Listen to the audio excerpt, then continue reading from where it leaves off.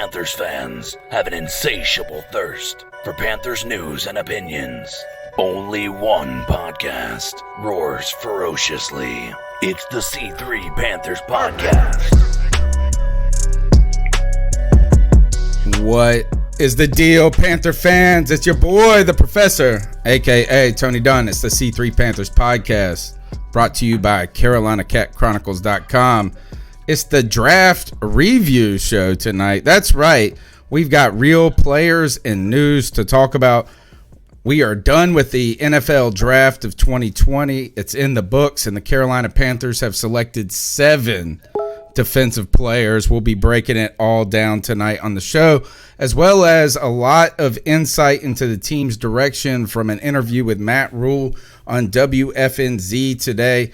We've got all that for you on the C3 Panthers Podcast, the longest running Panthers podcast on the internet. Go ahead and smash the thumbs up button, subscribe, tell a friend about it, call into the show. The Cat Calls line is 252-228-5098. You can chop it up with my homeboy, Cody Lashney. How you doing, my friend?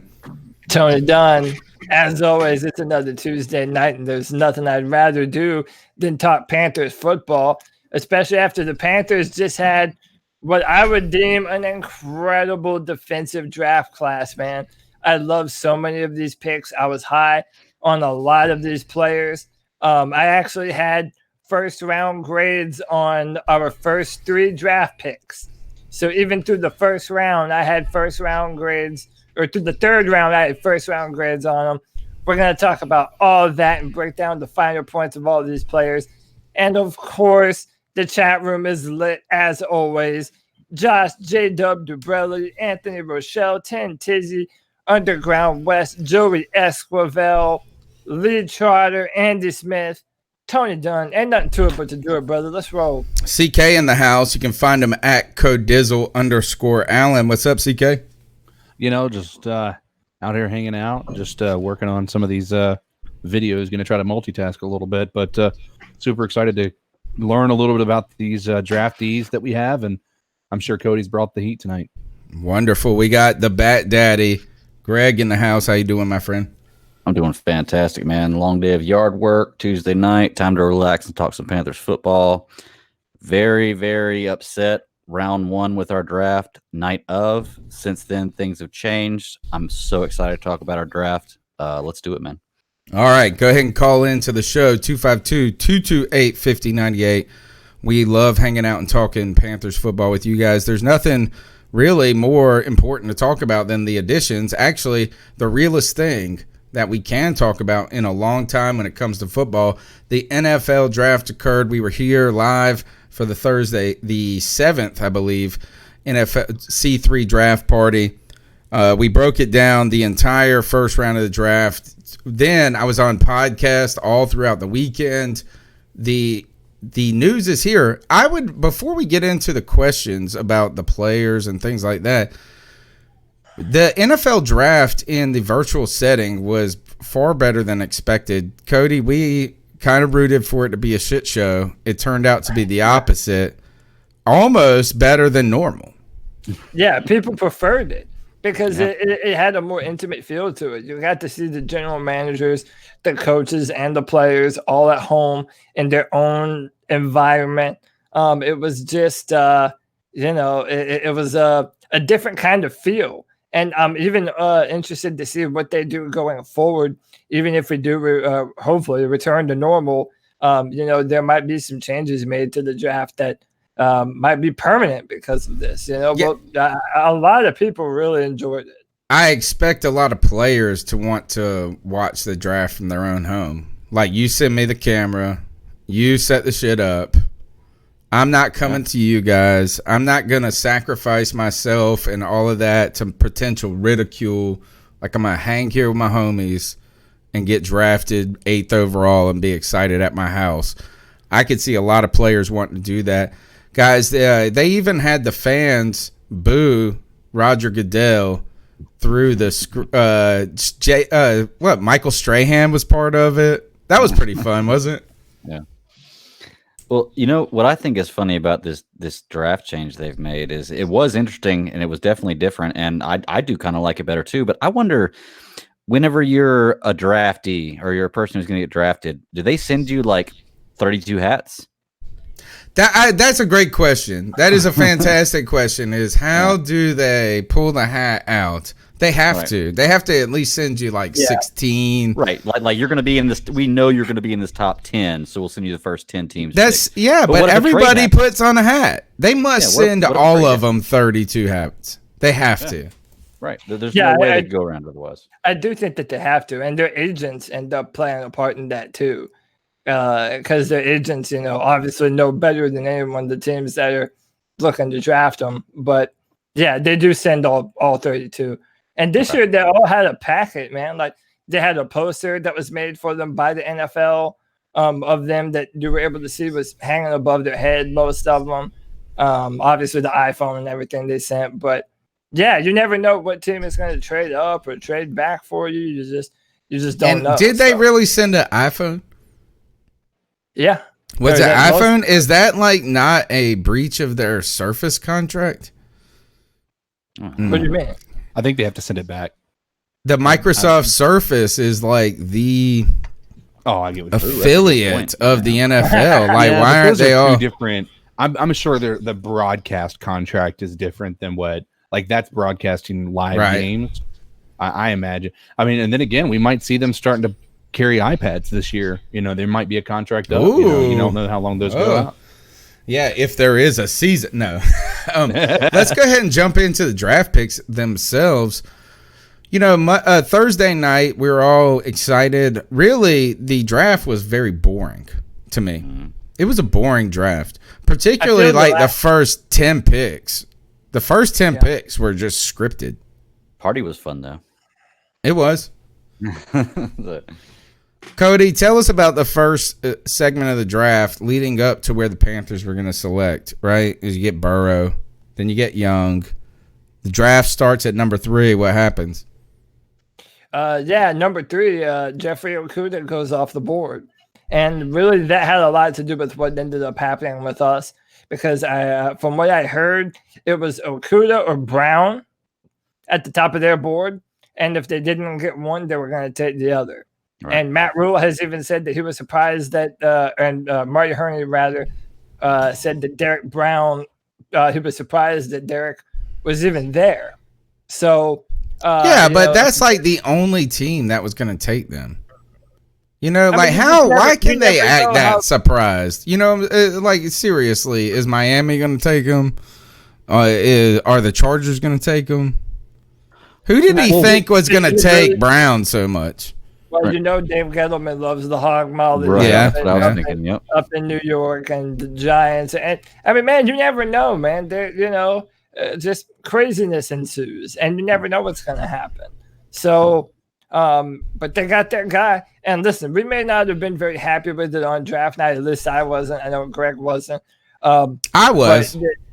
No, you were. You were. And it's not like I didn't like the pick. I just thought that it was too rich for number 7. But especially when Simmons is on the board. And he goes a pick later to the Cardinals. But in light of what our defensive line looks like now, dude, Derrick Brown is the perfect player for us. I agree. I mean, he is everything that we have ever wanted in a run-stuffing nose tackle that's going to eat up double teams and triple teams like it's lunch. I mean, that's what you would draft him to do. K1 Short and Brian Burns are going to love that addition because you're going to have to respect him. He has man strength. Derrick Brown will just absolutely throw you around. There's a clip of him pile driving a player into the ground, which is going to be a hefty fine in the NFL if that happens. But the dude is a monster. He's an absolute monster, and everything else isn't going to be able to flow around him because of him, just because of his presence. So it's a perfect pick. Okudah goes at 3. The Giants get in there, and they pick the Georgia left tackle. What's his name again? Andrew Thomas. What I like about this pick is that he picked what the scouts said about tackles before the combine. Right. That's what they did, is that, and there was an interesting interview with Brandon Bean on First Take earlier in the week. Maybe it was before the draft. And he said our scouting is really done before the combine. Yeah. And the idea is we want the combine to verify what we saw, not to change what we saw. So the Giants draft that tackle that was ranked number 1 before. Then it continues to fall as normal. Dolphins jump on Tua. Then who was number 6? Justin Herbert to the Chargers. And then we're 7, and Derrick Brown becomes the pick. Now, the immediate reaction that night is that how do we not pick Isaiah Simmons? Isaiah Simmons, multiple. But when I'm sitting here looking at it, I'm starting to think this is that if you're going to build a defense, if you're building a defense, it's kind of starts in and from the middle in out. We used to talk about this. This is what the Panthers went through a long time ago when they drafted Starr and KK together, right? Is like you have to build. If you're weak up the middle, it doesn't matter what else is out there.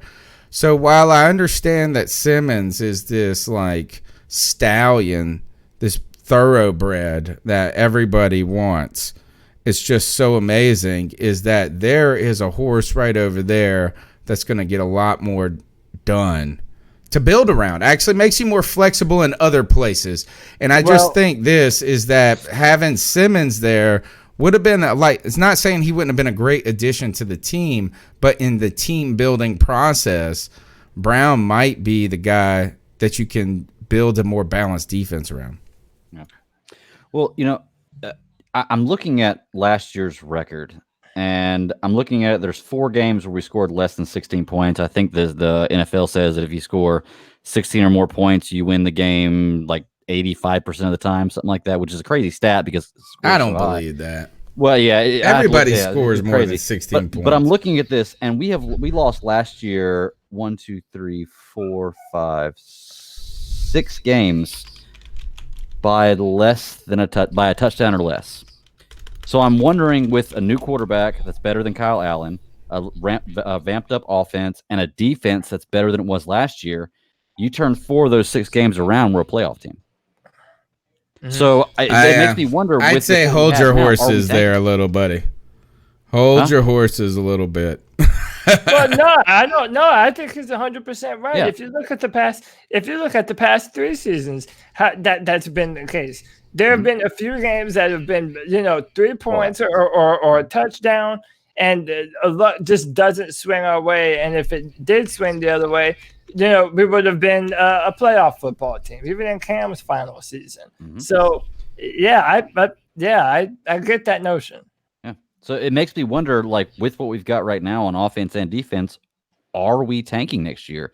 Because I know optimistically we did an over-under for our win-loss next year, and I said 3. But this draft changes that entirely. I think there's a possibility we could win 9-10 games if things go right for it. Y'all are crazy. Crazy, dude, I'm telling man. Dude, no. You cannot make the transition from last. This team is 100% different now. We're a different team than last year. The Kansas City Chiefs were the highest scoring team last year in football, and they averaged 8 more points a game than us, I think, which is not that much more. You take 6 or 7 of those away from defense. We drafted 7 defensive players. That's what I'm saying. It's different. We're a 100% different team. Let's go back real quick. I'll get back to that. Brown said, this is Gus Malzahn on Derrick Brown as the Panthers selection. This is before the draft. I truly believe he's one of the best all-around football players I've seen. He's one of the best to come through Auburn since I've been here. He had a dominant season, not a good season, a dominant season. We played an unbelievable schedule, and every time we played a big game, he played his best ball. So I think that sometimes, Cody, I would argue listening to that quote and the way that you gushed over Joe Burrow, talking about the magical season he had, right? And how that means so much, is Derrick Brown kind of had that defensive season on the other on a different team, obviously, but to the caliber competition, all those things that you always have pointed out about the SEC and this and that, is Derrick Brown is a man amongst boys ready to go into the NFL. And I think that we were maybe a little starstruck with the pretty girl that was Isaiah Simmons, but the girl that is pretty and with personality, Derrick Brown. If we're judging in a vacuum and we're only basing it on a first round pick and nothing else, I would still prefer Isaiah Simmons for a few different reasons. When you add Derrick Brown into the rest of our draft and you add the rest of the context, he is a better pick in retrospect. And you and I talked about this a little bit before the show. Derrick Brown has never had more than 4 sacks in a season. But I thought he had 4.5 1 year, 2 years ago. Okay, whatever. He's an interior More, lineman. it's more. That's not a big sack position. The whole point is you draft a player like him so that everyone around him will be able to play faster.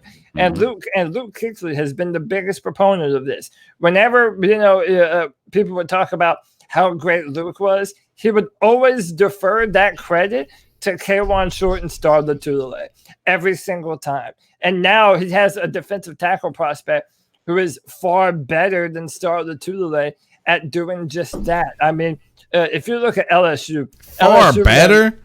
If you look at LSU, all of LSU's offensive linemen were drafted. Every single one of that offensive line this year, not even undrafted free agents, they were drafted. They won the best offensive line award in all college football. And they had to put 3 people on Derrick Brown, and he was still just bulldozing the pocket. I mean, Derrick Brown is a physical force. And when you have a player like that, opposing offenses are going to have to dedicate a center and a guard just to stopping him. Now you have K'Wan Short with a one-on-one matchup. Now you have Brian Burns with a one-on-one matchup potentially. Now you have our second round pick. Let's move on. Perfect segue. We're going to debate how to say this name forever. Yetur Gross-Matos, who I had ranked higher than Clevon Chason, who went to the Jacksonville Jaguars in the first round. Yetur Gross-Matos is 6'5", 266 pounds, long arms. So he has that ability to stack and shed and be able to throw guys around. But his bendability is incredible. This guy can bend the edge with the best of them, get to the back foot of the offensive tackle, and wreak havoc on the quarterback. I mean, he compares very similar to Chandler Jones when Chandler Jones came out of Syracuse. You add that with Brian Burns on the other side, dude, the edges of our defensive line are nasty, boys. I mean, nasty right now. Now, they're young players, so you have to develop them. But I was so high on Gross-Matos throughout this entire film review process.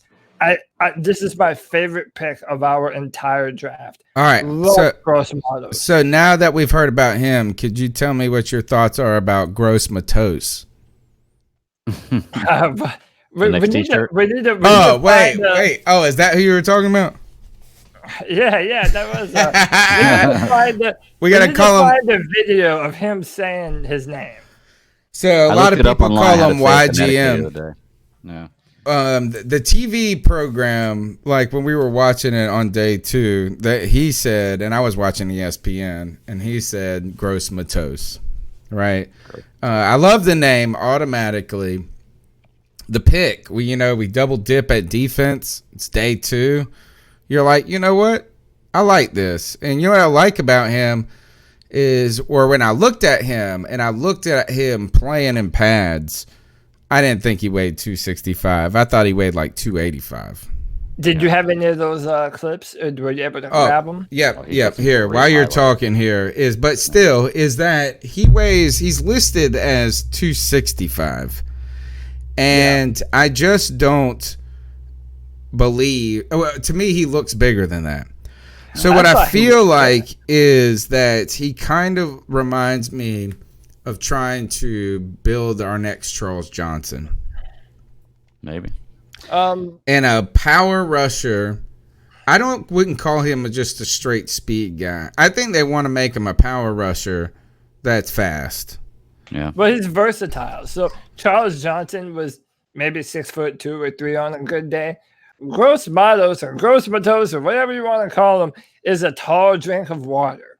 Okay, 6'5", and he's long. So I thought, I was surprised that he weighed in the 260-pound range, because I mean he's so tall. He has that lanky kind of body. I mean, very similar to Brian Burns. Really? I didn't. Yeah, he looked thicker to me, dude. He is thicker than Brian Burns.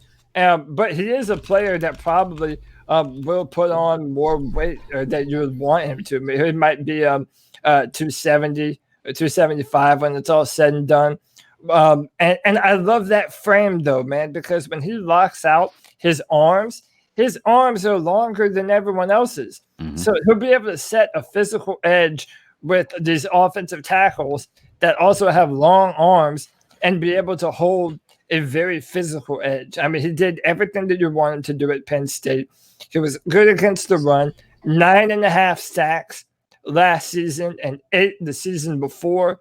I mean, the guy was productive in one of the better conferences in college football. I mean, the dude has so much potential that he hasn't even realized yet. But he can do a little bit of everything. He has a very decent bull rush. He's powerful. But he does have that ability to bend the edge and curve around the corner like you want your defensive ends to be able to do. This is, bar none, my favorite pick in the draft. All of them. Dude, I'm trying to get this damn video to play. It's up right now. I see it. It looks all wacky. It was up for a second. I know, because it's all...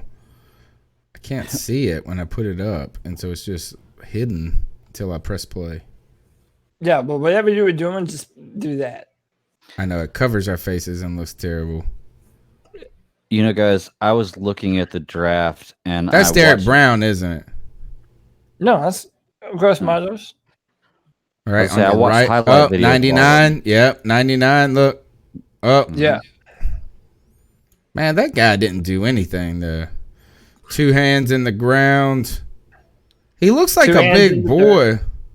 No, so what you see there is he gets his hand on the offensive tackle and sheds him. He throws him to the left. You also see in the second clip, he lines up at 3 tech and is able to throw the guard to his left with the swipe maneuver and still affect the quarterback. He then lines up on the opposite edge, uses that length and just pushes guys around and gets to the quarterback and puts him in the dirt.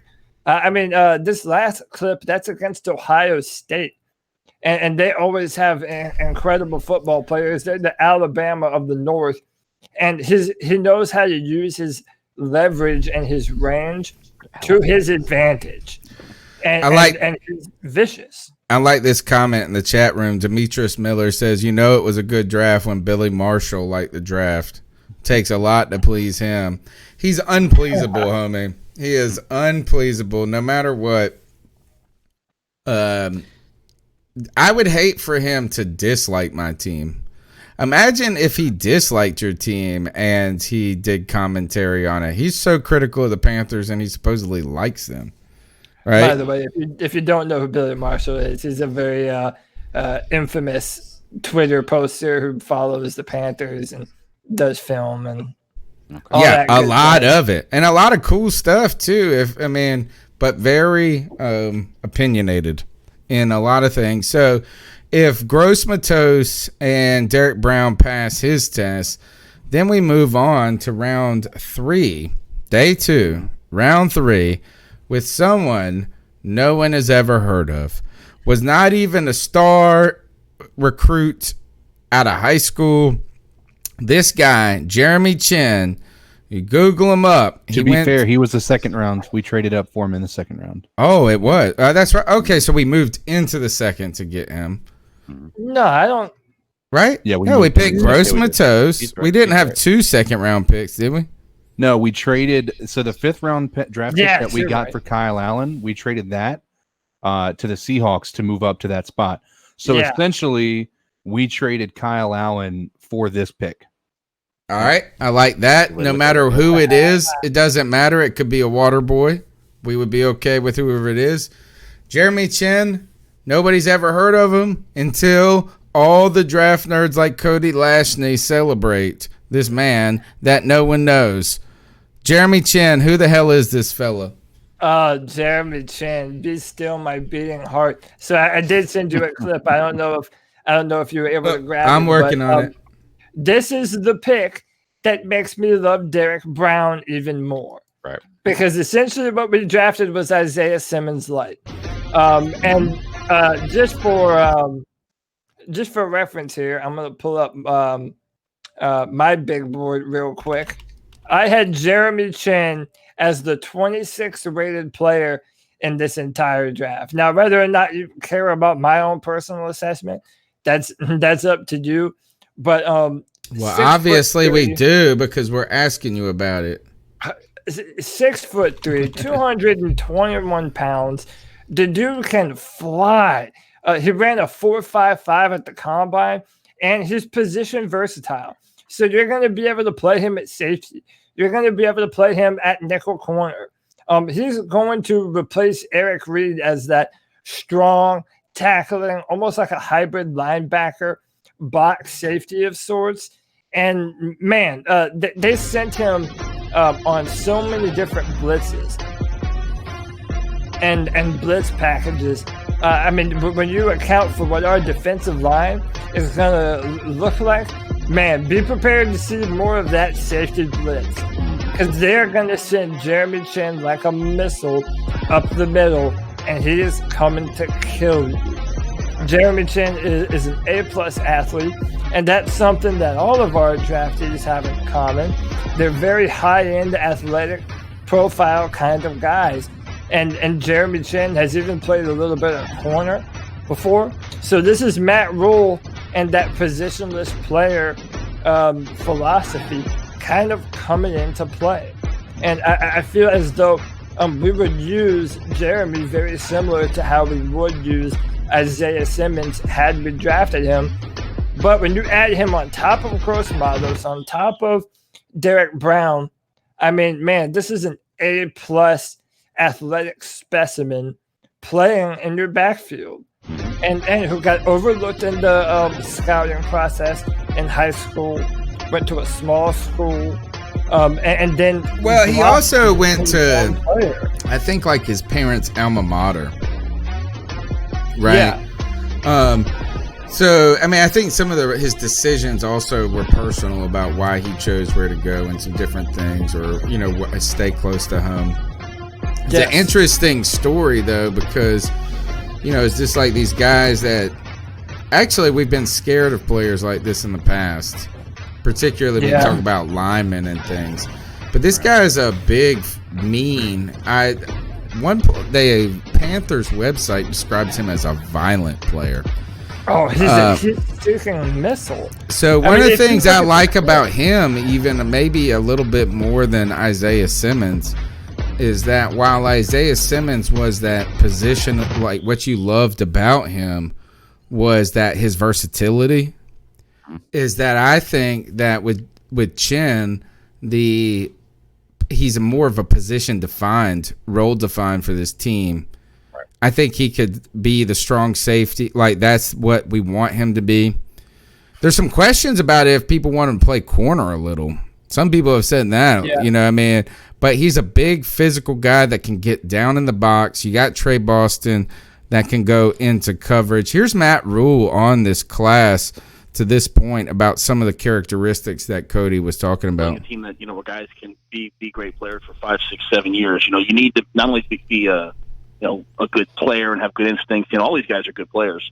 They need to have great athleticism. They need to be explosive and dynamic. And so we want to build a big, fast, explosive team. And, you're right. Those are exactly the type of players that I want to.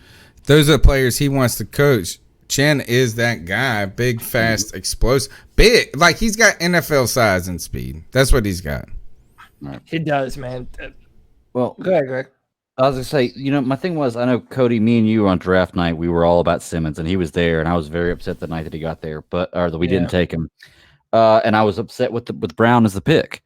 But I think as the draft progressed, Brown was a better pick for what we got. And I'm sitting here looking at it because we got everything that I wanted Simmons to be there for, covered well. Because I think when I was looking at it, Gross-Matos, whatever his name is, he was the highest rated player on the board start of day 2 from what I saw. Like, he was the best player available, and we ended up getting him. We got a great defensive tackle, and we filled all those holes that we would have needed to get with Simmons. So it makes me wonder, if we got Simmons instead of Brown, what our draft would have looked like. And I don't think it would have ended up being better than what we got, to be truly honest with you. I got no problem admitting I was wrong. I think that Brown and the way we went after that ended up better than what we would have gotten with Simmons and a few offensive players that would have fizzled to nothing and that type of deal. I think I don't know. It's like I said, I hate looking back at it and say I was wrong, but man, I was wrong. It worked out pretty well for what I see so far. I'm very excited for the draft. Curtis Izzard says Troy Polamalu type player by year 3. Wow. All right. That's, look, we're all, sky's the limit. I thought that. Yeah, we're all like that, but I also thought Galton was going to be good. No, there's no comparison, man. I mean, and this is the one of the things that we do need to point out, and I mentioned it to you before the show. All of these guys, and we can debate Brown if we want, but all of these guys, with the exception of the Baylor guy, all of these dudes are A-plus athletes. I mean, it is exactly what we have read and listened to in interviews when Matt Rhule says he likes the athletic freaks because he wants to be able to just take a guy and mold them at the position and use their traits and put them in a position to be successful. And that's what this draft is. All of these guys are they're athletically gifted to the point where it's almost anti-Panthers. When you brought up Galton had mediocre numbers. He had mediocre production.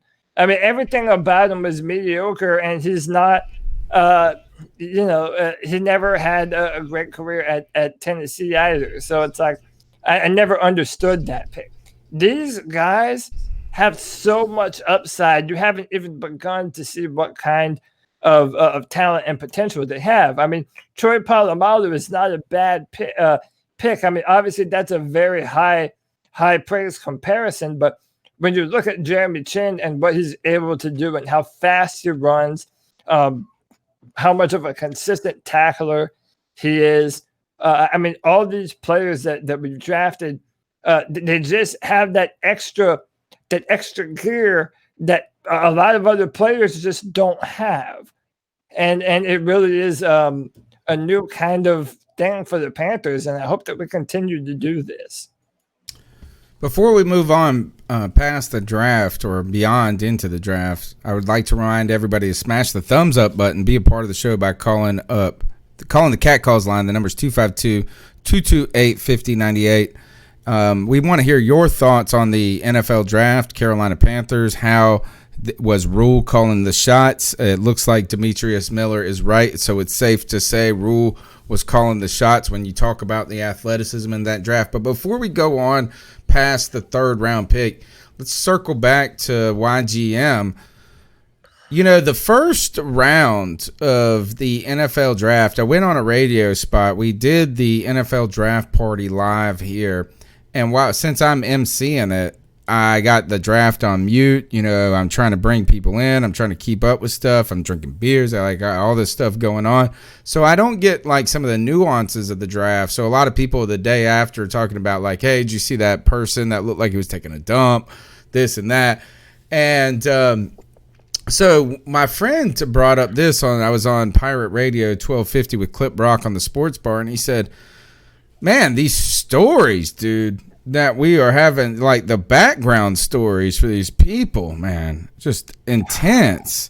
And he was talking about that on night one. And so I went on the radio before round 2, and I sent him a text message, and I said, homie, I don't know if you can top YGM's story.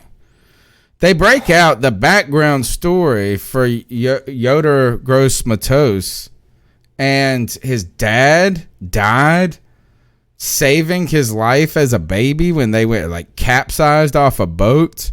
They were on the lake, and his uncle and his apparently he went overboard when he was around 2 years old. His uncle and his father jumped in to save him, and his father never came back up. So I mean, he has to know. I mean, it's weird to even say it, but like he died saving him. So you have to live with that on your consciousness.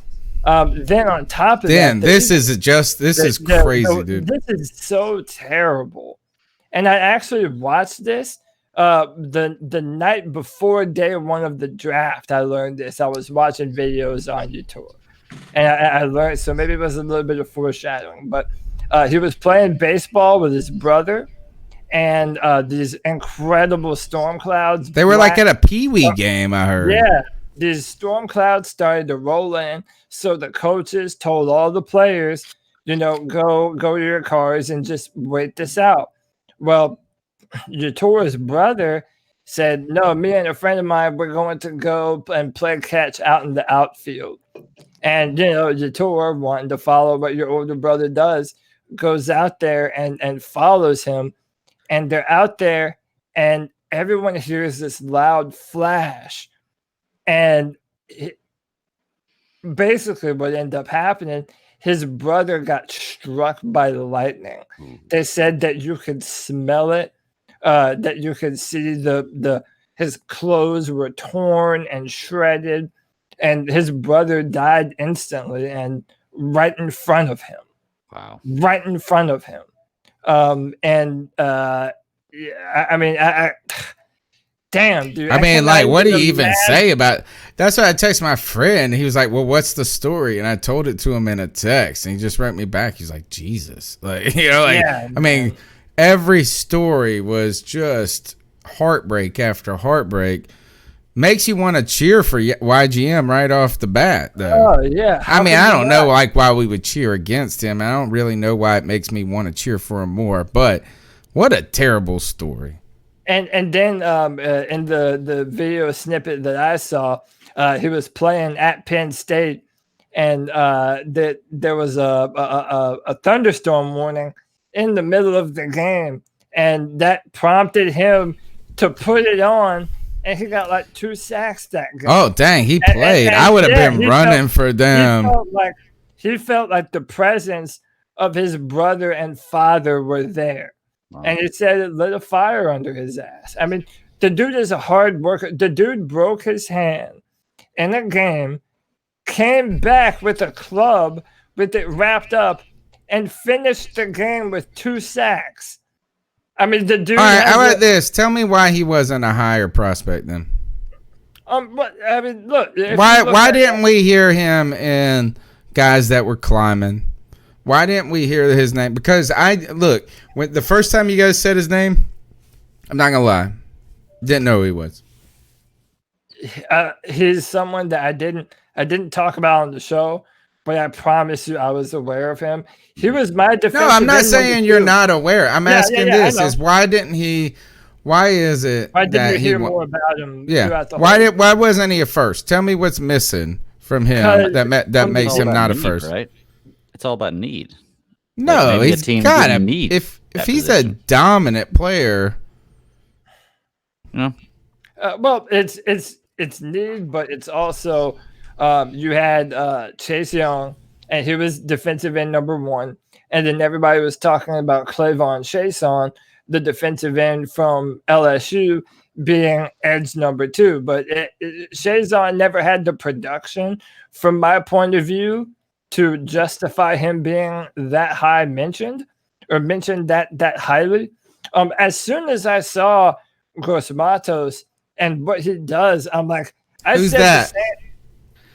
Gross, are you gonna do this every time? Yes. Every fucking time. But dude, when you look at the physical traits, the production, I mean, this was my defensive end number 2, right behind Chase Young. The chat is on fire here. Look, Lee Trotter said Hurd Hardy almost traded back into the first for him. Tyler Duncan follows up. A lot of mocks had the Vikings taking him in the first round, right? Curtis Izzard says he's not polished. That's why he was mocked in the first plenty of places. So here's the deal: is I would caution, and let's go shout out to Chef Jeff, giving a donation to the show. Thank you, Chef Jeff, the cousin, Cody's cousin. Jeff, he said, "How many day one starters do we have?" So I want to tell people to hold back a little bit here on the Gross-Matos for a second. You can't be like, oh, because he's not polished. That's like that. Of course, that's why. You know what I'm saying? Is that I would just be hesitant here. So answer the question that Chef has posed to us. For my money, I would say I'd say for sure we have 4. 4? Wow. Are you trying to tell me that Gross-Matos is going to start next year? Yes. Hell yeah, why wouldn't he? Above him? What do you mean? Why wouldn't he? Who do we have to play a spot? Start above him? I mean, When was the last time we saw a second round player start in Carolina? That don't matter, But man. who's going to play in a spot? Yeah, Stephen we got Weatherly. nobody. We have Brian Burns, Stephen Weatherly. I mean, we do have people there. I mean, You name one person. Stephen Weatherly is not a person. Like he's not a starter. Ifu, what's his name? He was. If you watch his tape, he's actually pretty good. I mean, he's just not. He had to basically. Yeah, he's been behind a bunch pros. of people in Minnesota. Yeah, and That then are what's all the other pros. guy we kept? The British dude. Dude. Efe Obata. Yeah. Dude, whatever, man. I don't give a damn about Weatherly. I don't give a damn about F. Y'all cannot believe. Gross-Matos, the same way. Gross-Matos, YGM, whatever the hell you want to call this man, is going to be a starter on the defensive line before any of those other dudes. And Been here, done that. That's what we said about Coney Ely. It's different times, man. Different times. Always better Tony Ely was players, playing with man. a lot of different better players too. Yeah. Tony Ely was there when Charles Johnson was there. And by the way, Matt Rhule has also now said, and this kind of, I don't want to get ahead of ourselves, but if we're talking about, what our legitimate prospects of winning games next year is, we're going to be depending a lot on young players. Mm-hmm. And that's what Matt Rhule said too. A lot of these rookies are going to have to step it up, and they're going to have to play some meaningful reps. By the way, Troy Pride is almost definitely going to start over Corn Elder. I mean, that's a promise. We're so bad on defense if 4 rookies in a draft where you take 7 can start. Yeah, but that's not a bad really thing. bad on defense. We got young right. quick. We got young real quick. I didn't realize we were so old, A, but B, I'm slightly concerned with putting so much stock in guys that haven't played in the NFL yet. And I'm not saying, I'm saying, hey, as obviously this is a learning year, but this is where I say hold the horses on the winning season, man.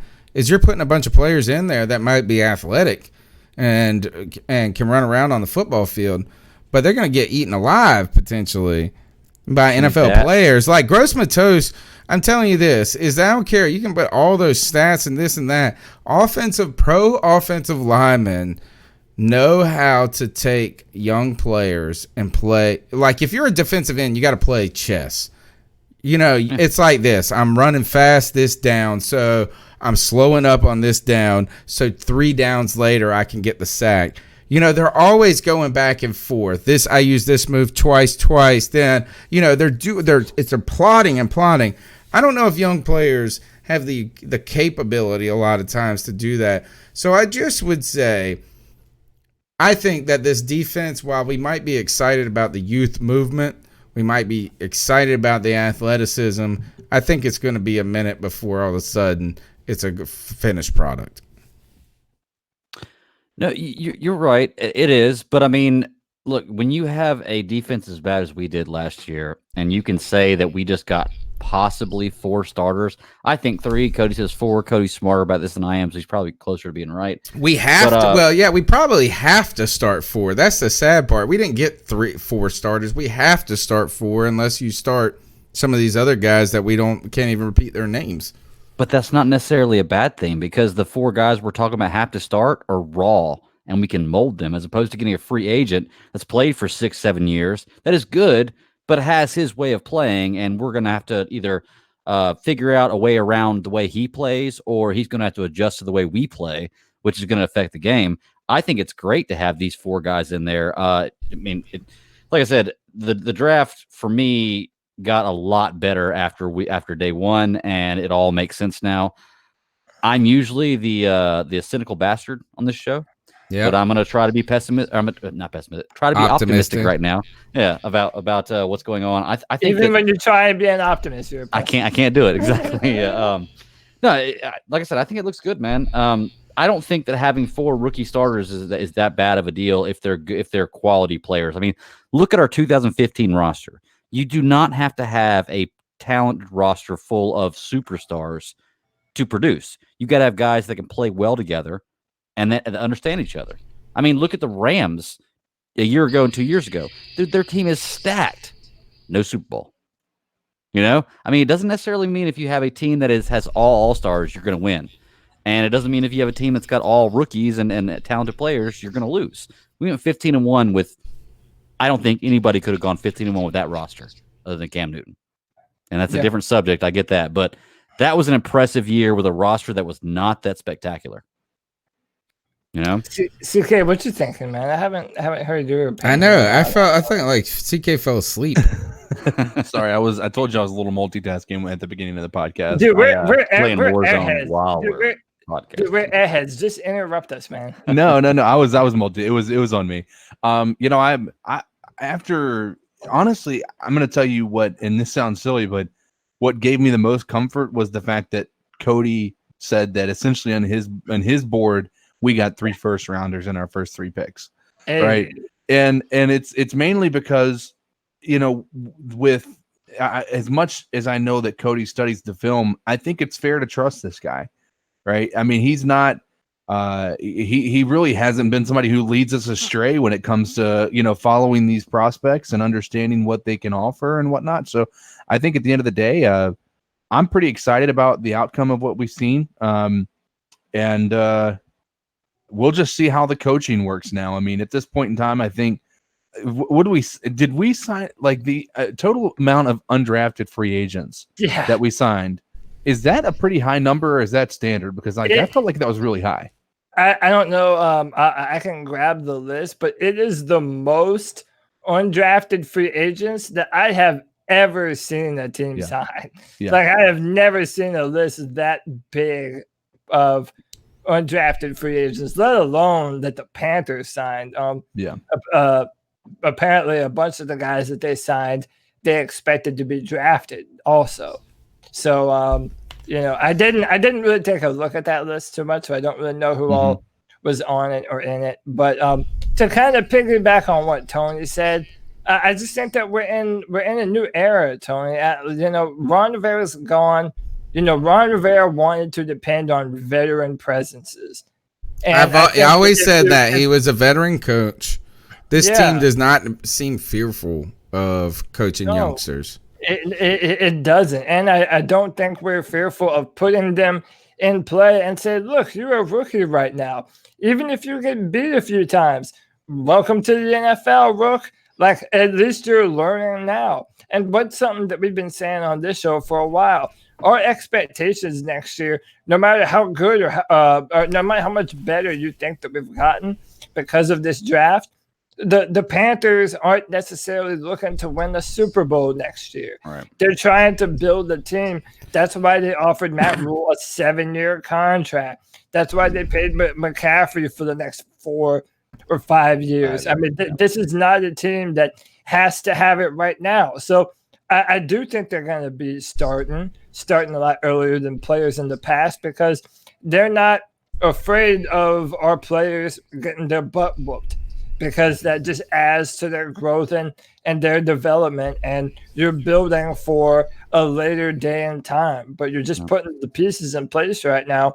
And yeah, I legitimately think we're going to have 3 or 4 starters out of this class for sure.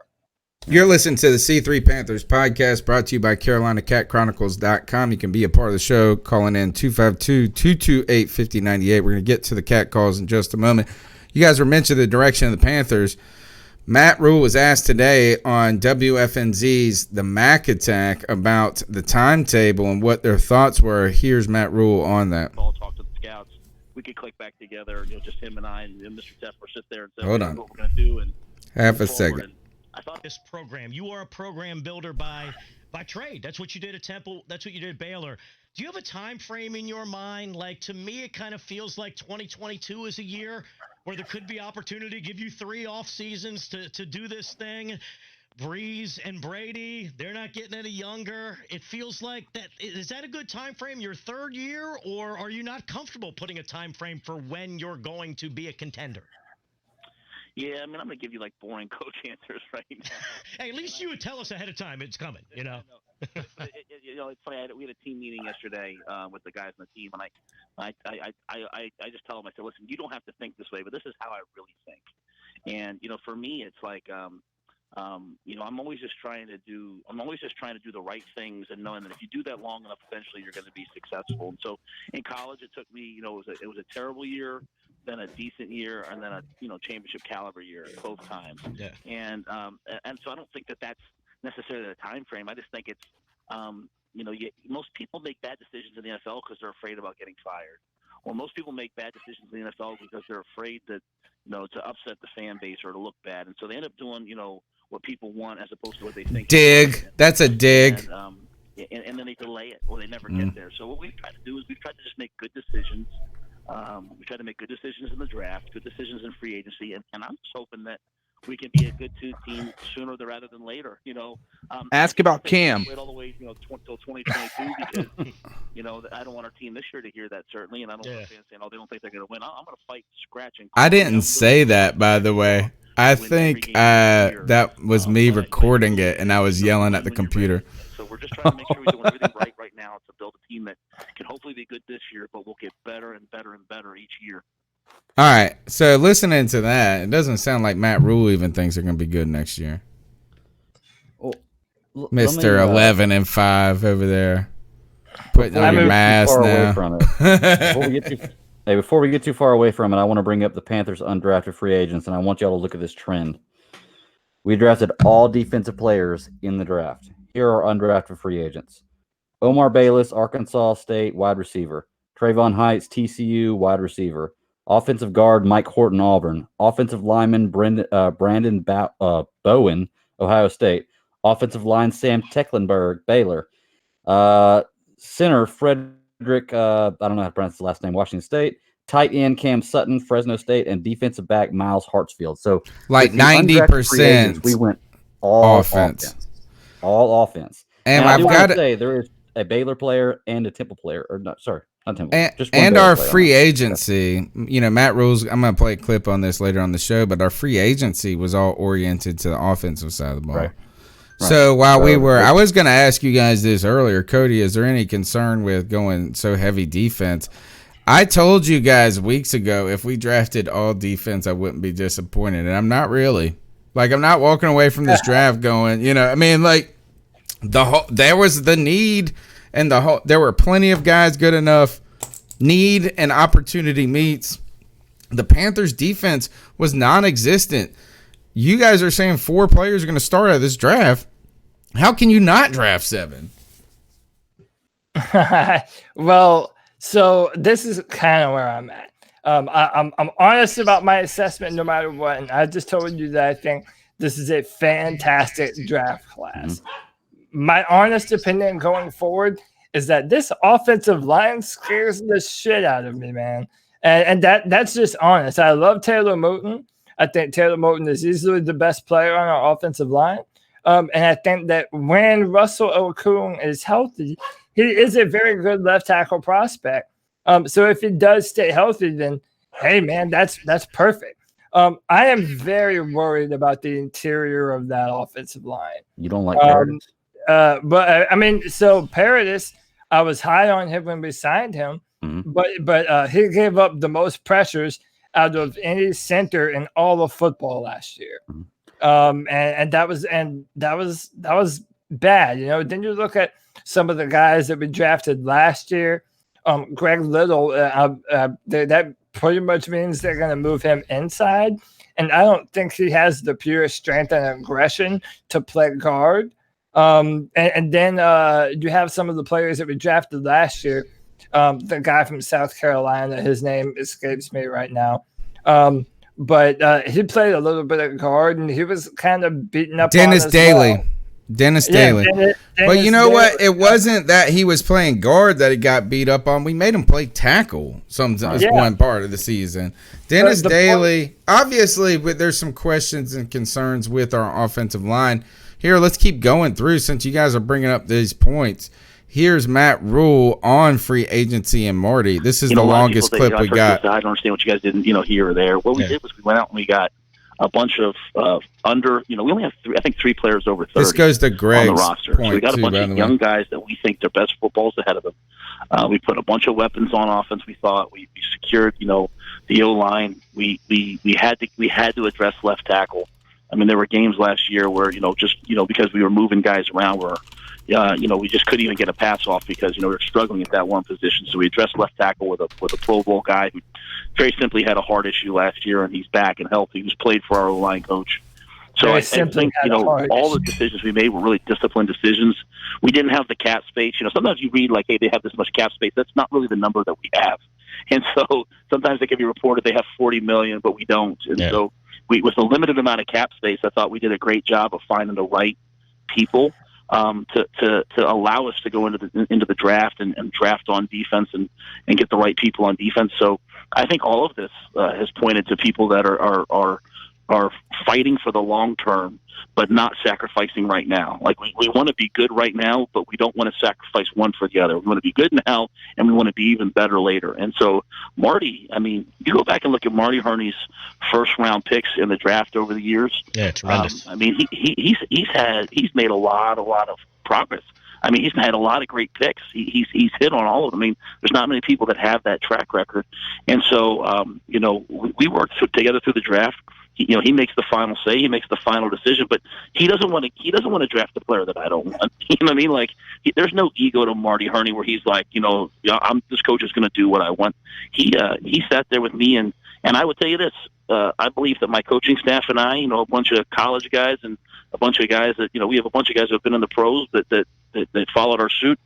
We outworked most coaching staffs in terms of the amount of guys we watched, the amount of guys we wrote up, and whereas most linebacker coaches write up, to the top 10 linebackers, I can tell you Mike Saravo wrote up the top 50 or 60. And as we got into we got a couple guys in free agency that we thought were going to get drafted. And so I thought the work between Marty and between myself and between our staffs was really, really good and as healthy as there is in the NFL. And that might, the first year you're just trying to triage the roster. I mean, we lost a lot of guys. It was a roster last year built for, one last run. And there was a lot of guys that are, towards the end of their career, and they're great players and I respect them, but they were just older and we had to make a youth movement here. And Marty's made the youth movement. So there's absolutely no anything between us except for respect. And, I lean on him quite a bit. So, there's Matt Rhule basically giving Marty Herney his endorsement. And hey, I mean, and this is something that I think we could talk about too is, and I think that kind of indicates, Matt Rhule did have a pretty heavy say-so in this draft, but I mean, again, you all know that I'm not very high on Marty. He even mentioned there he's hitting on all these first round picks.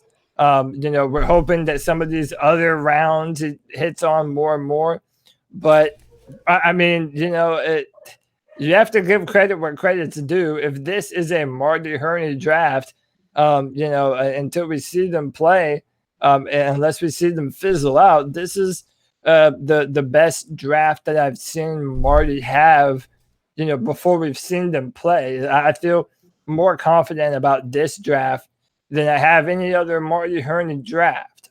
So, I mean, it sounds like Marty Hurney is here to stay, which I still don't know how quite to feel about that.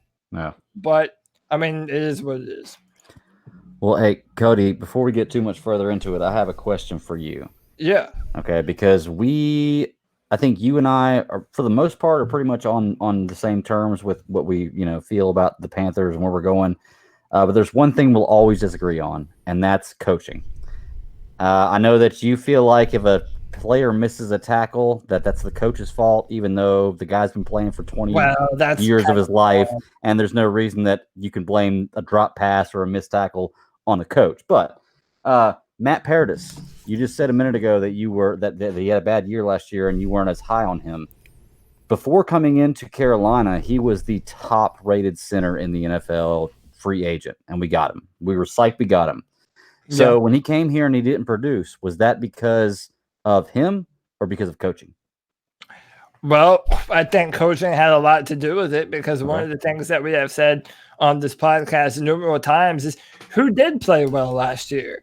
Right. I mean, like, really, who did play well? I mean, if you want to say DJ Moore having over 1,000 yards, obviously CMC, that goes without saying. But DJ Moore had 1,000 yards, and that was Kyle Allen's first read on every pass play. But I mean, no one played well, and especially, this is why, maybe there is a reason to be hopeful about Matt Paradis, is because our offensive line was in shambles. I mean, we were playing so many different players at so many different positions. And what you don't know if you've never played offensive line is that cohesion and being on the same page is so important. I mean, you have blocking assignments that you are supposed to do with the guys around you. You're not just on an island. You have to know what the guys next to you are doing. You have to know, you have to be able to identify the mic, pick up blitzes.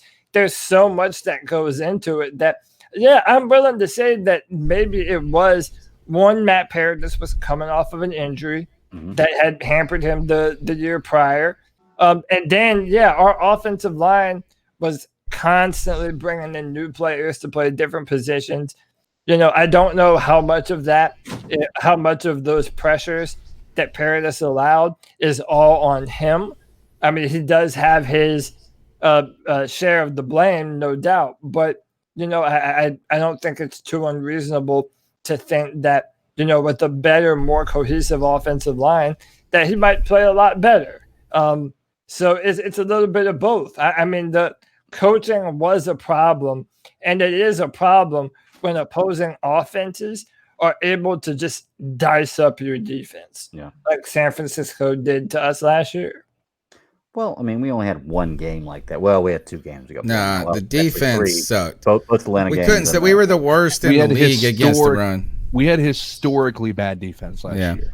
Yeah, especially against the run. I'll give you that. So do you think that he can be better? Do you think that year 2, maybe he meshes better with the offensive line that we have? Maybe it just took some time for them to get chemistry together. Do you think that Paradis is better this year? Does he pay off before we paid for him? Well, we don't know. First, again, it reminds me a little of the stupid Matt Khalil signing. As a guy coming off an injury, top rated on so many boards in this way. Well, it's not as I think Paradis is a better player.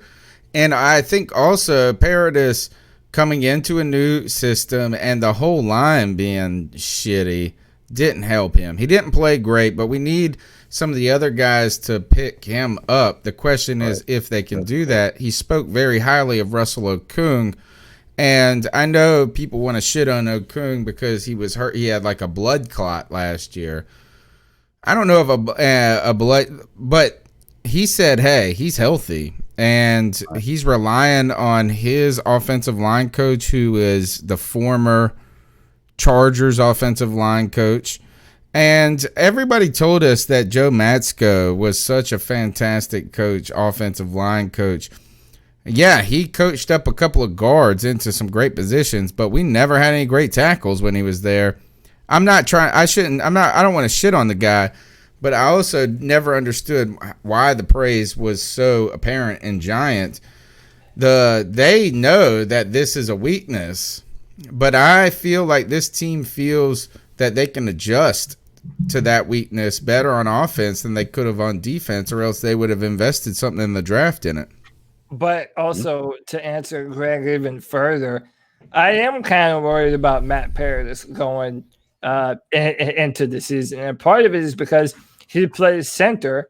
And like I said, center is so dependent on the player next to you. And right now, like, do either of us have any idea who the definitive starters on our team at left and right guard is? No. I mean, can anyone answer that? Like, legitimately, it's got to be Daly and Little. Like, there's not even other bodies there. Yeah, I mean, do we still have Tyler Larson? Ooh, good question. I think he's old too. Yeah. We have. I think we still have Tyler Larson. I think the only one we lost on the offensive line was the guy that went to the Jets. The guy that went to the Jets. Yeah, Van Roten. If your guards are not pulling up their end of the bargain, it's damn hard to play center if defensive tackles are just beating the hell out of your guards. And that's something we talked about last season. You know, the offensive line is only as good as its weakest link a lot of times. If somebody gets through, it's so hard for you to be able to, like, you kind of get spread so thin trying to take on two guys because somebody they missed their assignment. You know, it's a tough situation to be on an offensive line. Cody, you could probably attest better than I can with film you watch, but if you have a bad guard, as you said, your center now has to constantly look that way, and that takes away from his ability to do his job effectively. And then the defenses pick up on that, and they know where the weaknesses come. And then if your left guard is getting beaten all the time, they know that the center is going to have to chip in and block to help him. And then that's when you know to send a blitzer, like on a safety blitz or a linebacker blitz, just right up the middle. And again, we do not have a healthy Cam Newton that can run around and make plays. I mean, this is Teddy Bridgewater, who even when he was playing with New Orleans and was good with New Orleans, a lot of that was dependent upon that line giving him enough time to throw the football. Enough time to be able to go through progressions and get the ball out of his hand. So, I mean, it is a very reasonable concern for the Panthers to be worried about, and Panther fans to be worried about the offensive line, because there are not a lot of definitive answers to be had at some of the most important positions on our football team. Shame game, you guys. Now 63 watching, 35 thumbs up. Come on, let's smash the thumbs up button. Call into the Cat Calls line. The number's 252-228-5098. Let's go ahead and jump into those Cat Calls and see what you guys got to say about this 2020 NFL Draft by the Carolina Panthers. So what are your thoughts on catcalling? Yeah, it's pretty you shouldn't do that to somebody. And how did that make you feel? Very uncomfortable. So how do you think catcalling makes the person feel? It feels good, like... Who's that cat sitting in the back corner with his face buried in the snow? Who's that kid that can use one?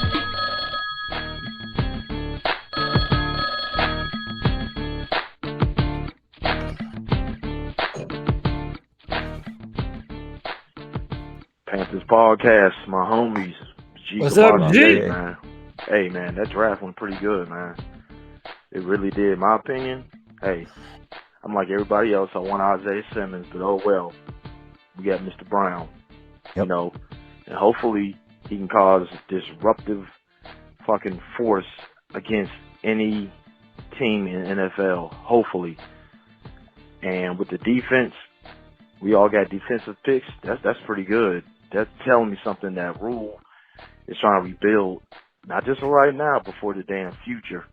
Because everyone's saying that's how the 49ers did it, but, you know, the hell with the 49ers. Never been a 49ers fan. So, give me your take on the Derrick Brown pick. I'm going to tell you a pick that I really, really like is that dude Chinn. Chinn, I think, he's gonna do something, man. I think that defensive tackle took from Baylor, rotate him with Dan Brown, I think he can cause havoc too, man. And before I go, and I hope every Patriots fan is listening to what I'm about to damn say, man. Not Patriots fan, excuse me, Buccaneers fan. You guys are probably going to go 8-8 if that. I'm telling you right now, with Tom Brady, I'm with you, brother. He's getting older, and one thing you need to realize, man, Tom Brady, you're not an AFC East. You in the South now, boy. We hit hard as shit down here, man. So, yeah. I like that. Man, I love felt that call. one. Great call. You said you're in the South now, dog. We're coming for the ass. Yeah, I like that. Shout out to G.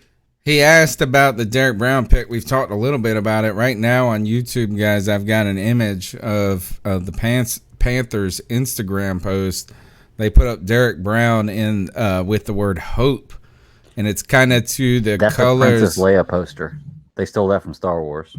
Really? Well, and then Barack Obama. They also tagged. They call him Baby Barack. And the comments, people went nutso in the comments about making political this and that.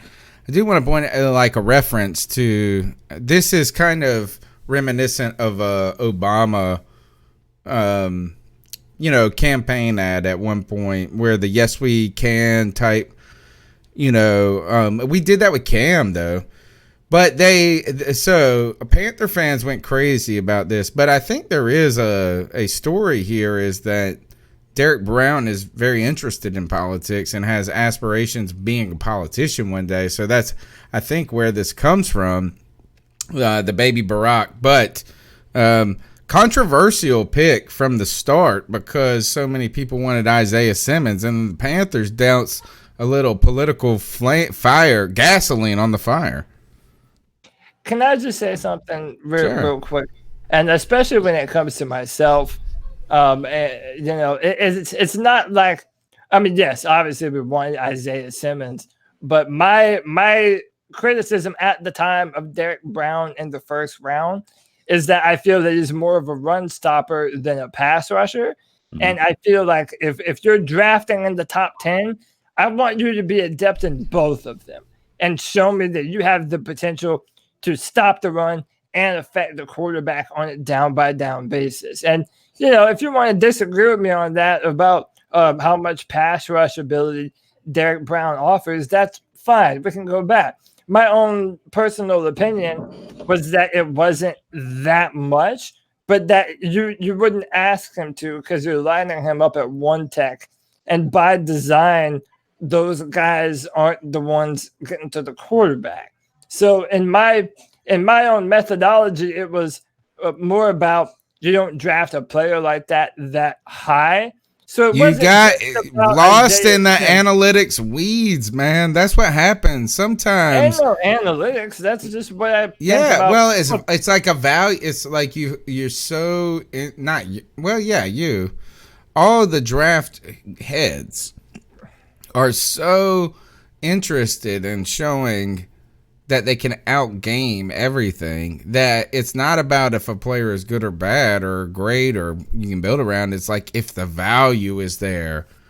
And they say all this kind of crap, but at some time, man, if the boy can ball, the boy can ball. Yeah, and the Ken at 67 in the chat says, Cody, you don't think that body can be trained to smash the pass?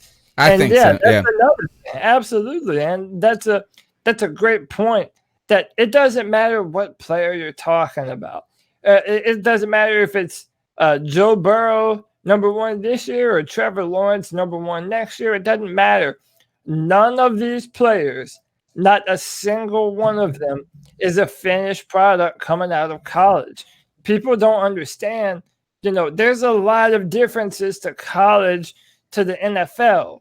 A lot of stuff that even I don't understand. I don't understand all the full details of, especially the strength difference from college to the NFL. Yeah, man. Once he learns more pass rush maneuvers, yeah, Derrick Brown will be able to affect the quarterback, no doubt.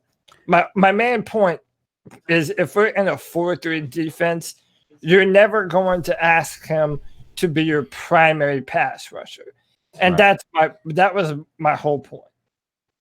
Well, and you know what you were saying about the college thing is kind of what I was saying a few weeks ago. Is that you may be in high school, you may be the top 1%. In college, you may be the top 3%. But when you get to the NFL, everybody in the NFL is that top 3%. Yeah. So it changes the entire game up. You may have been a stud in college. We've learned that from drafting USC wide receivers. You may be a stud in college. Doesn't mean you're going to make it in the pros. But I think his skill, I think that disruptive force is important, particularly when you got some guys that you're trying to build speed on the outside with. Right? Is you can't have all Brian Burnses across the line, right? So you need these picks. They might not be the sexiest at time, but they can build. They can put the other players in positions of success. And I think that's why Cody was so vehement earlier in the show by saying that when you look at that Derrick Brown pick in the context of the following picks and the roster that we have, it might not be, in your eyes, the best pick in a vacuum, but the best pick. What did you describe before the show? I wrote it down. The perfect pick for us. Yeah, it is the perfect pick for us. And again, when you have someone as purely powerful as Derrick Brown, again, you have to respect him. He is going to draw double teams because if you don't double team him, he's going to throw your ass in the dirt like Sid from Toy Story was doing to all those toys he was torturing. That's what he's going to do. So an offensive line is going to spend more resources blocking him. And now, K'Wan Short, Brian Burns, Yator Gross-Matos, whatever the hell, are now going to have one-on-one matchups to beat their guy. Beat the guy in front of you. And by the way, now our defensive backfield is even faster, so they're going to be able to cover even better, therefore giving our defensive line more time to get into the backfield. So that's it's got a real 2013 feel to it, where we were trying to build a dominant defensive line that got 63 or 64 sacks that season. I want to argue this is that I used to be critical of Star Lotulelei, or not critical. Actually, I was never critical of him as a player. But when he was asking for the money, I was just like, man, the production just, when you look at the stat line, when you look at this, it's just not there. But without him, our defense continued to never be able to fill that void. And that's why he got paid by Buffalo. And while they let other guys feast. And I think it was, who said it in the chat? Maybe it was Underground West that said KK is now going to feast. Right? If KK doesn't, this allows you, Gross-Matos, to have a better opportunity to turn into a player. It gives Brian Burns a little bit more latitude when you put Brown and some stronger players there that potentially negate some of the weaknesses. And then I would also like to remind, too, if you look at the context of the Carolina Panthers draft, and let me go to the next call before I say this. Here's the next call. This was from draft night. Why Marty Herney didn't draft Isaiah Simmons? Carol fucking Baskin. Fucking bitch. What the fuck? That sounds like Joey Esquivel pulling Joe Exotic there, saying we didn't draft Isaiah Simmons here. But I was thinking about it a little bit. Is that while we're so enamored by the Isaiah Simmons stats and all of these different things, you also have to look at you got to look at the team. And we invested a lot last year in the outside 3-4 linebacker. Right. We got Christian Miller. We got Brian Burns. We have Marquise Haynes on the team. We have some guys that we think could have some potential, but they have a certain limitation to them. We needed to get the kind of big boys in the house. And I think that Brown, and I truly think Gross-Matos is going to be a 285, 290 type player in a couple of years. Julius Peppers type guy. Yeah. Like maybe 280, if that's what we're talking. Keep in mind that Chase Young, who went number 2, weighs the exact same amount as Gross-Matos. And that's light. In the NFL, you're not going to bull rush people at 265, bro. Not every play, but bull rush still works. Right, exactly. That's actually kind of my question is, with the 3-4 that we're running. I don't know if we're running anymore. We're running 4-3. We're doing a 4-3? Yeah. Okay, well, never mind then. My question is invalid. Yeah, they've already come out and announced that. I was going to ask with a 3-4 how we were going to play KK and Brown, but if we're going back to a 4-3, which I am all for, it may be because the 3-4 was so shitty for 1 year. I don't know, but I'm all for going back to the 4-3. So that answers all my questions right there. To me, it comes down to player discipline. And if the players are doing their due diligence, minding their own it comes down to that, then first of all, you got over there Greg just dancing a jig, telling you it's about players, not the coaches. But second is that we were so bad at it last year. We were. Yeah. Like we were the worst 3-4 team. Well, I was excited about the 3-4, but we did get hit by injuries. The benefit to a 3-4 isn't necessarily just about the run stuffing. It's about pass rushing. And we had one of the best pass rushers, like pass rushing defenses in the NFL. The problem was they couldn't stop the run for the life of them. Or them scoring. Yeah. And so the 3-4 succeeded for what its base is, meant to do, which is get to the quarterback. No. And hey, I wanted to go back real quick before somebody calls me out for throwing a bad stat out there. We didn't have 6 games last year. We lost by 7 or less points, or 8 or less points. We had 8 games. So half our season was lost by 8 or less points. Yeah, but so does every team. Every team says this all the time. The Tampa Bay Buccaneers have said this for a decade. We've said it for a decade. We've said it for a long time. Every game we lose outside of Pittsburgh and that is a heartbreaker. And that actually makes this process more difficult for me. The idea of kind of life without Cam is that we always the idea of a 3, we're going to be fighting real hard next year, but not any good. Then better the next. I don't want to go through this. Ugh. So what happens if we finish 7-9 or 8-8 next year? Yeah, you got to think that's crazy awesome. We're going to be jumping out through the damn roof, right? Saying we're on the way. We're on the way. That mean Teddy Bridgewater is our franchise quarterback? Well, a lot of it is dependent. We've had bad seasons. We've had 6 and 10 seasons with Cam Newton. True. So a lot of it is going to be dependent on what he does on film.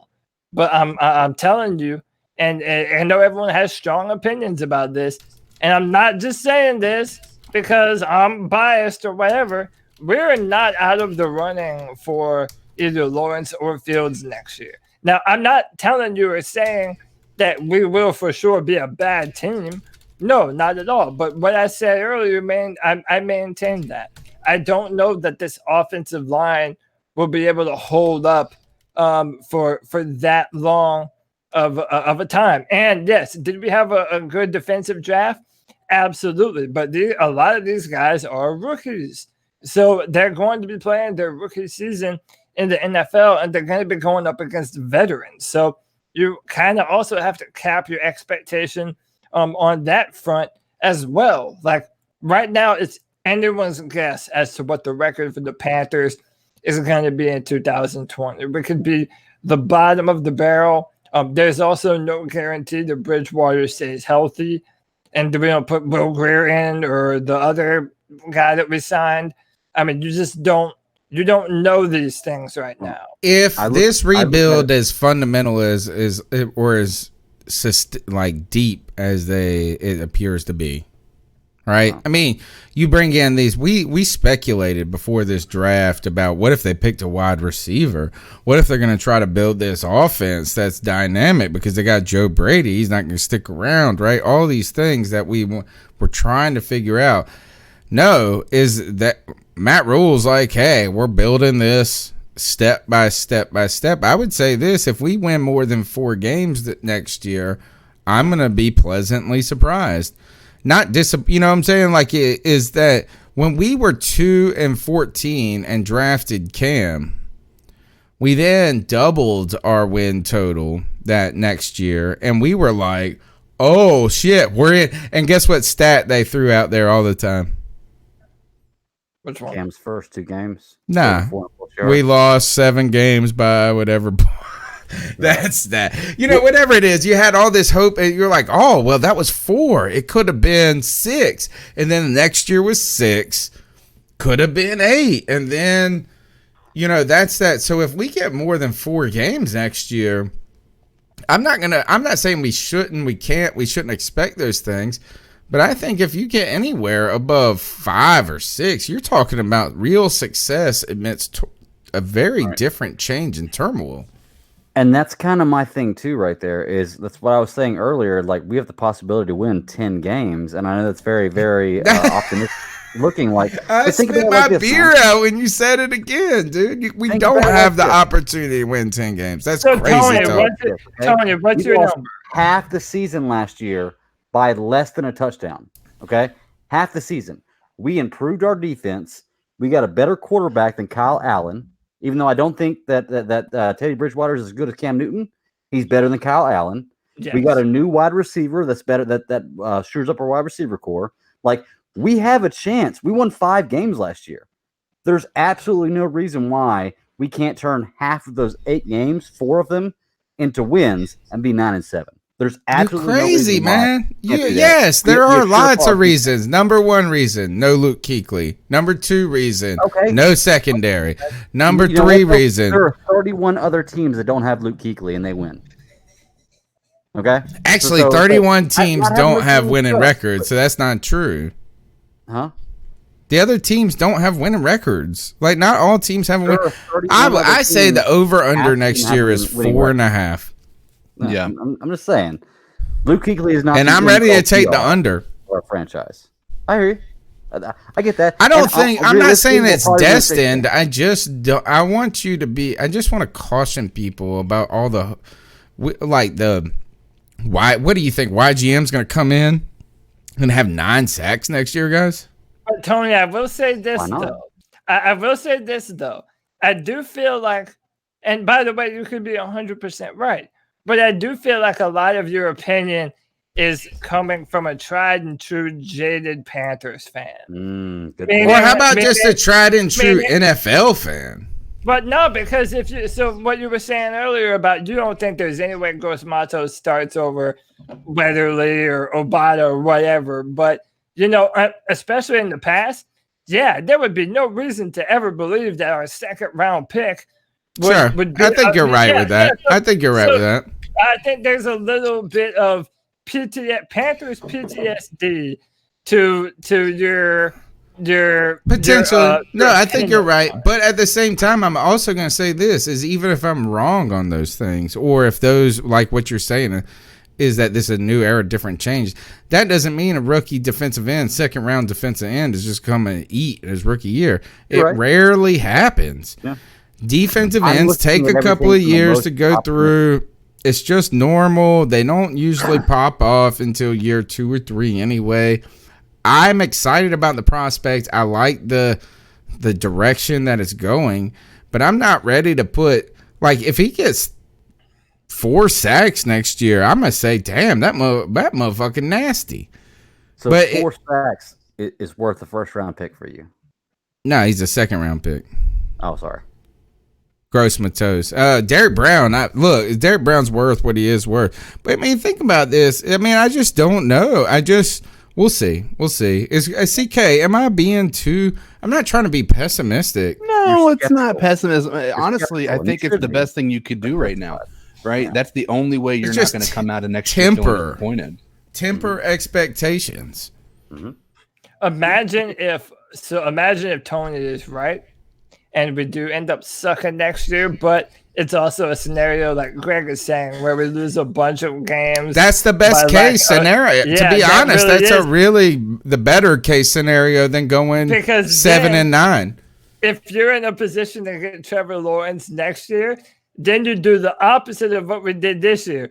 You draft your quarterback and then do nothing but offensive linemen from there, and just put a bunch of badass offensive. What if you did that? What if you got a first-round pick in a quarterback, and then the next 5 picks were all offensive line? Offensive line. That would be awesome.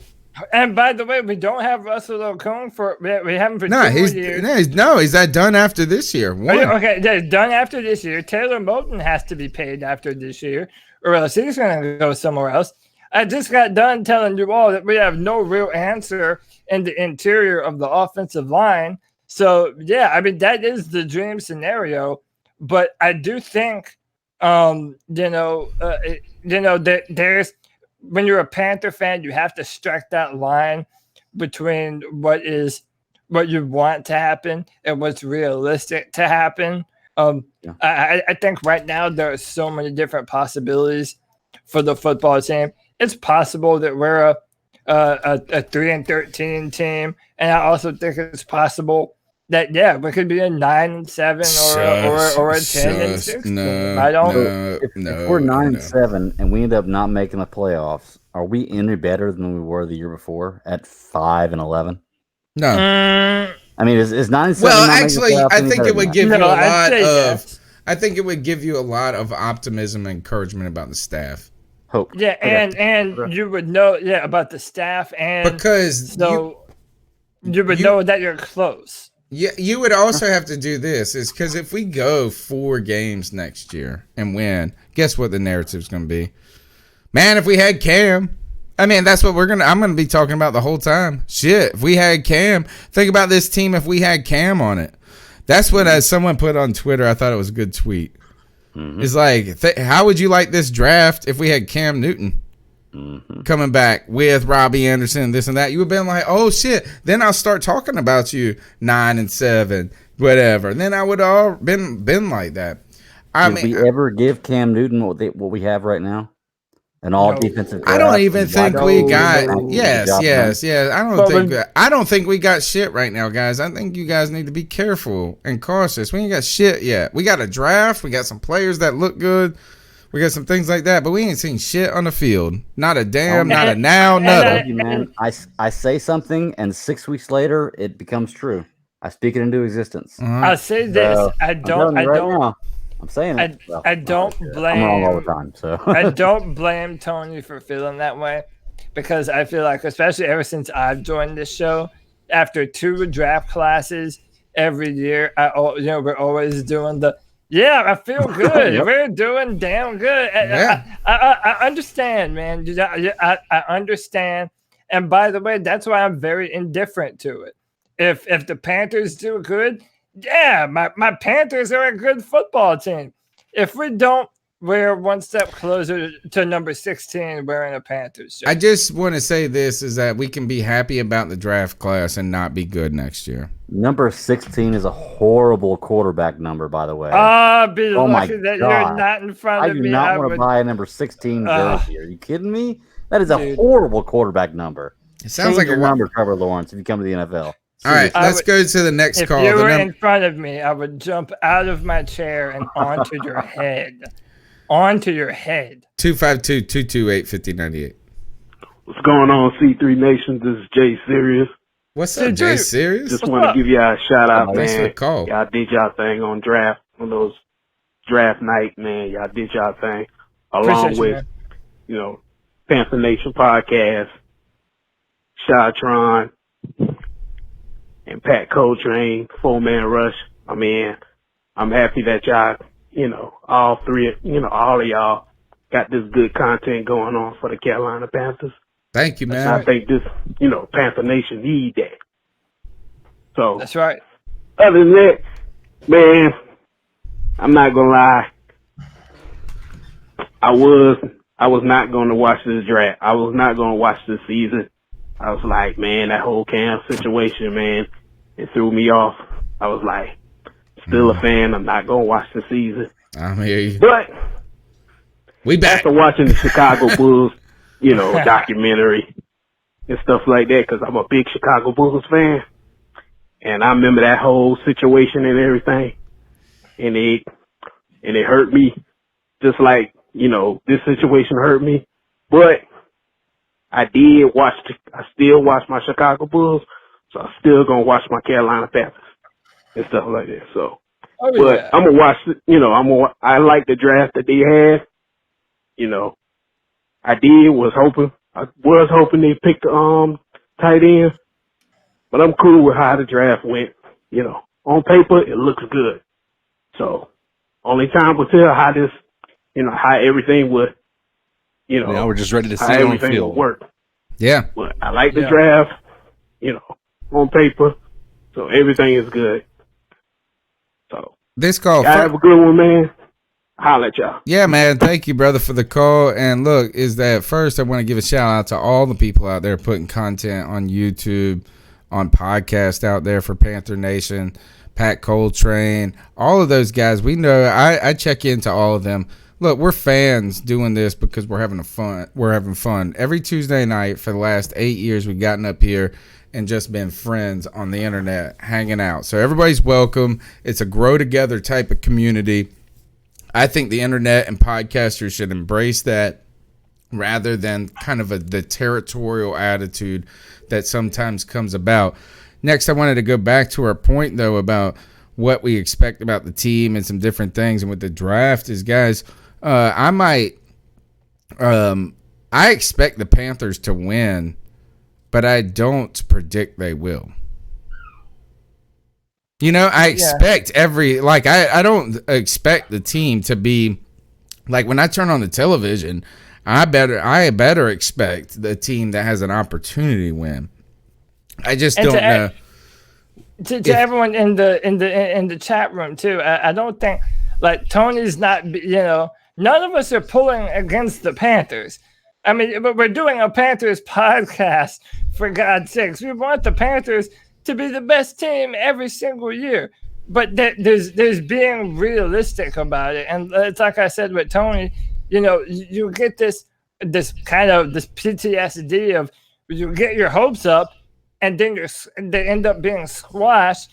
I don't blame Tony for saying, I want to see it first. I'm not going to anoint this the new king defense of the NFC South. I understand that completely. We have to see them produce, but before we can fully feel good about it. I think that's reasonable. I am glad that people are stoked about the picks, because thinking about this, picking 7 defensive players in the draft, we're not even up here arguing really vehemently about how we could have done different things in the draft. The most contentious argument so far about the Panthers draft is whether we should have taken Isaiah Simmons or Derrick Brown. Yeah. Other than that, there's actually very little or any. There's zero. Yeah. Dude, we could have had the Green Bay Packers draft class. Oh, no. You would have loved it. No, it's not. It's good, dude. Derrick it was bad. It was Derrick bad. Class sucks the big one, bro. The one person on their franchise that they do not want to make angry is the one person they decided to make angry. Yeah. I don't know, man. It might be evil genius shit. Never know. None of their I'm all right on it. Had great film. AJ Dillon didn't have a great film. It wasn't. To put it in perspective, Tony, they got a quarterback that's not going to be a starter. That's not going to help them. They got to why? They're supposed to. He's the next Brett. He's the next Aaron Rodgers. But here's the thing: Aaron Rodgers is he's got plenty of years left. He's got like 4 years left on his contract. They said the same. Well, this is like the Brett Favre Aaron Rodgers moment, but here's all the over part. again. Here's the thing about it: the second round pick was a running back, the 247, the big giant. But listen, is he white, by Aaron the way? Jones. Like the one thing you needed was a wide receiver to complement, Adams, and they didn't do that. They should have gone 7 D. They should have gone 7 on D. The most projected starters of wide receivers in a draft in the history of the draft is what we're dealing with here, and they didn't pick one up. One of the most wide receiver needy teams in the NFL didn't pick up a wide receiver in the most historic wide receiver class in the draft. In the I guess modern era of the draft. Hey, can I say real quick too with the Packers? Like I'm so tired of hearing this about Aaron Rodgers and not having weapons. You have weapons. Aaron Rodgers has better weapons than most teams do in the NFL, first of all. Second of all, he gets all the calls. I'll show you the stats if you want me to. The Packers get the most calls in the NFL favored their way than any other team for the last 10 years. And third of all, have you guys ever heard this before? Aaron Rodgers every year is considered a top 3 quarterback, and 2 seasons of his career, do you want to? He has produced those numbers. Do you want to hear a funny stat? Huh? Do you know how many touchdown passes he's thrown to a first round wide receiver? I don't.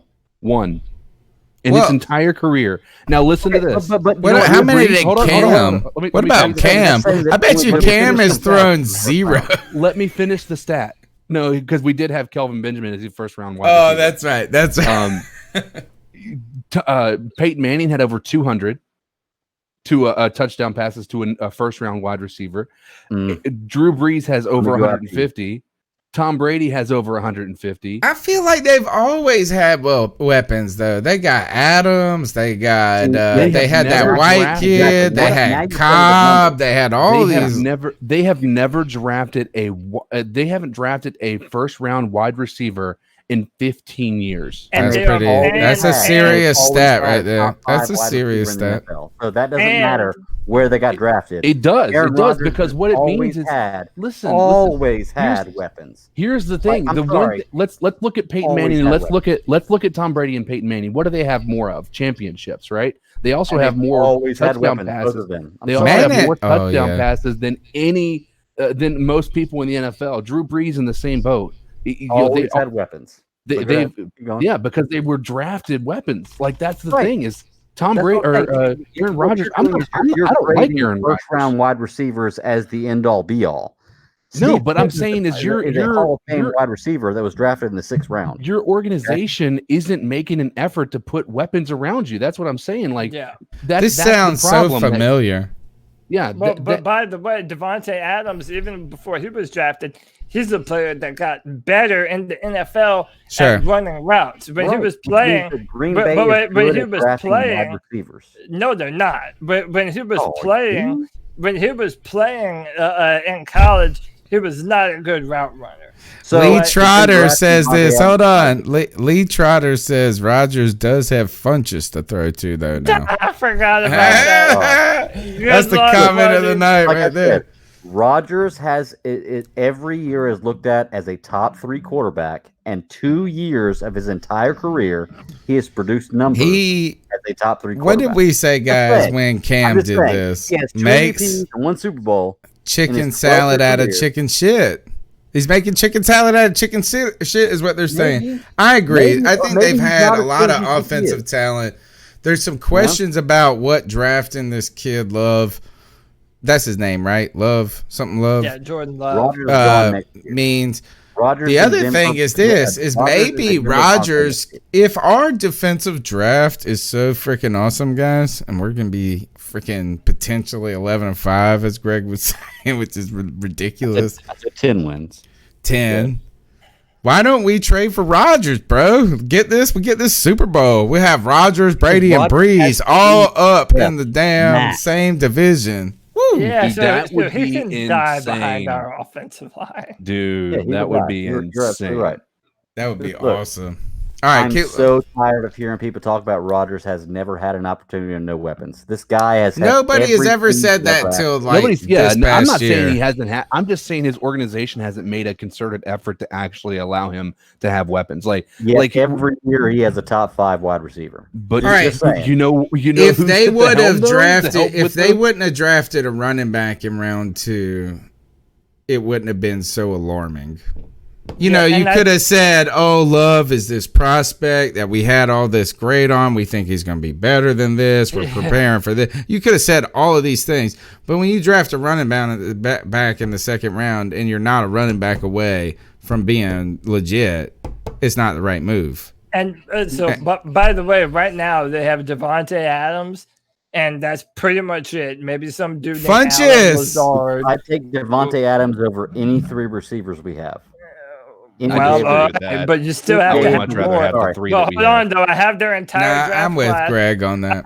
I have their entire draft class up in front of me, and in all right, a class let's hear. that was all about was one of the deepest wide receiver drafts in the past few years. They didn't take one. They don't They need didn't one. draft They don't a need single one, man. player. They should have. But If Greg, they would have taken one in the 6, wouldn't that just made things worse? But Greg, but let me put it to you this way, man. We could have said the same thing about Cam Newton. Well, Cam Newton's so good. Cam Newton's so good. He doesn't need great wide receivers around him. So if he elevates the talent so much, then why draft him? And if that's what they're saying there. That's essentially what the Packers are doing. Hey, Aaron. Keep on making everyone around you better. And hey, and to be fair, the way he approaches his contract, that's not inexcusable by them. He has written into his contract, or trying to have the clause written in, that anytime a quarterback renegotiates, he gets to renegotiate. Yeah. So you know what I'm saying? If you put that type of premium on yourself. All right, let's go back to the calls. Let's go back to the calls. Let's go back to the calls. Hi guys, it's Rich in the UK. Not in London. Hey Rich. What's up, Rich? Lockdown. Yeah, draft. Really like the Chinn pick. And I think everything else is to be determined. But I thought Chinn might sneak even into the first round. He was one of those guys that sort of go in the 40s, but someone would end up taking him earlier than that to make sure they got him, because it wouldn't reach them in the second round. So I think we did well there. He's possibly developmental, but he's a monster. 6'3", 212, fast as anything. Really pleased. As for the other stuff, let's just wait and see. I'm not overly keen on the Brown pick. Not because I don't think he's a decent player, but again, at 7, there were better ways to do better with the draft. I'm getting a Brown jersey. But I'm sure he'll do a decent job. Other than that, let's just wait and see. I hope everyone's surviving lockdown okay and real well. Cody, I hope you're doing well, mate. And to everyone out there, keep pounding. All right, thanks, Rich, for your call. Let's keep going. Rich is one of my favorite Twitter draft guys. He follows all my draft stuff. Hi guys, it's Rich in the UK. Panther Nation, it's your boy, the Great Northern Panther himself. Oh, there he is. Dr. Matt. I know it's been a minute. It's been a what while. Up, Josh? And some of y'all saw me drop in briefly on the draft party that night. Couple thoughts. Let's start with the draft. Love what we did in the draft. I think it was phenomenal. We didn't waste any freaking picks on no bullshit like wideouts and, running backs and, shit we don't need. We got to see plenty of teams across the league make them dumbass mistakes. We ain't gonna name names, but we know who. We just argued about it, it seems. Like the picks, like the place they were all taken. I get it. Some people wanted Simmons. I was one of them. But I understand the need for a tackle. I get it. Second, I think that's where we're all at. Let's all take a deep breath, a nice big deep breath, and laugh at the fact that the Saints bothered to waste their time with Jameis fucking crab leg motherfucking Winston. We gotta talk about this. Oh yeah, forgot. I mean, some people go, "Well, that motherfucker never was and is never gonna be." I don't care. You know, the man isn't never going to be, and that's just the way it is. And that's the bottom line, because Josh from Mass said so. Number 3. Why does James Winston have a job and Cam fucking Newton don't? Yeah. What crazy, is going man. on here? What is this upside down year in the NFL? Like, I get it. We got quarantines and the man can't get a physical because of this, that, and the third. But meanwhile, Tom Brady and his old geriatric, wrinkly, white ass somehow got a physical. And the same with Gronk's habitually damaged and broken and sorry glued together ass. So where's the love for our man? I mean, I know he's not our man no more, but he's gonna be a Patriot, those of us brother. who've been fans. I've been telling you. Apparently, I've been hearing that the Patriots That's have our man. zero interest in Always him. gonna be. What? Yeah, now I've heard that all of a sudden. Smoke. That girlfriend that you liked so much back in middle school because she showed you her boobies. Mm. And your parents were like, ain't dealing with none of that. And they threw your love to the wind. David Tepper is our parents. We threw our love to the wind after we saw our boobies. But maybe, just maybe, the future won't be so bad. We'll see, Panther fam. Keep pounding! Nice. My man's got it timed. Got it timed exactly to the moment. Show me your boobies, go. Hey, can I say I've been watching with quarantine? Me and my wife have been watching a lot of Netflix lately. All right. We stumbled upon a show called "Living with Yourself." Okay. Which has Paul Rudd in it, which I love him as an actor. Oh yeah, he's funny. And there is a Tom Brady reference in there that is hilarious. Oh yeah. Yeah. I saw this. Yeah. It is a phenomenal show. What's It's it called? 30 minutes long. If you got a chance, It's Living check with it out. Yourself. And Living with Yourself. What's so funny about it is Tom Brady comes out. Yeah. And this show came out not long after the whole Robert Kraft and getting caught in the so day funny. spa. And you see Tom Brady coming out of a day spa. Basically, it looks similar And to he that. says, "This is not my first time." That's the best part. Oh, I thought that was a commercial. So that was an actual clip from that show. Yeah, it's a great show. Y'all check it out. Sorry. Okay. All right, I'm Shameless gonna check plug.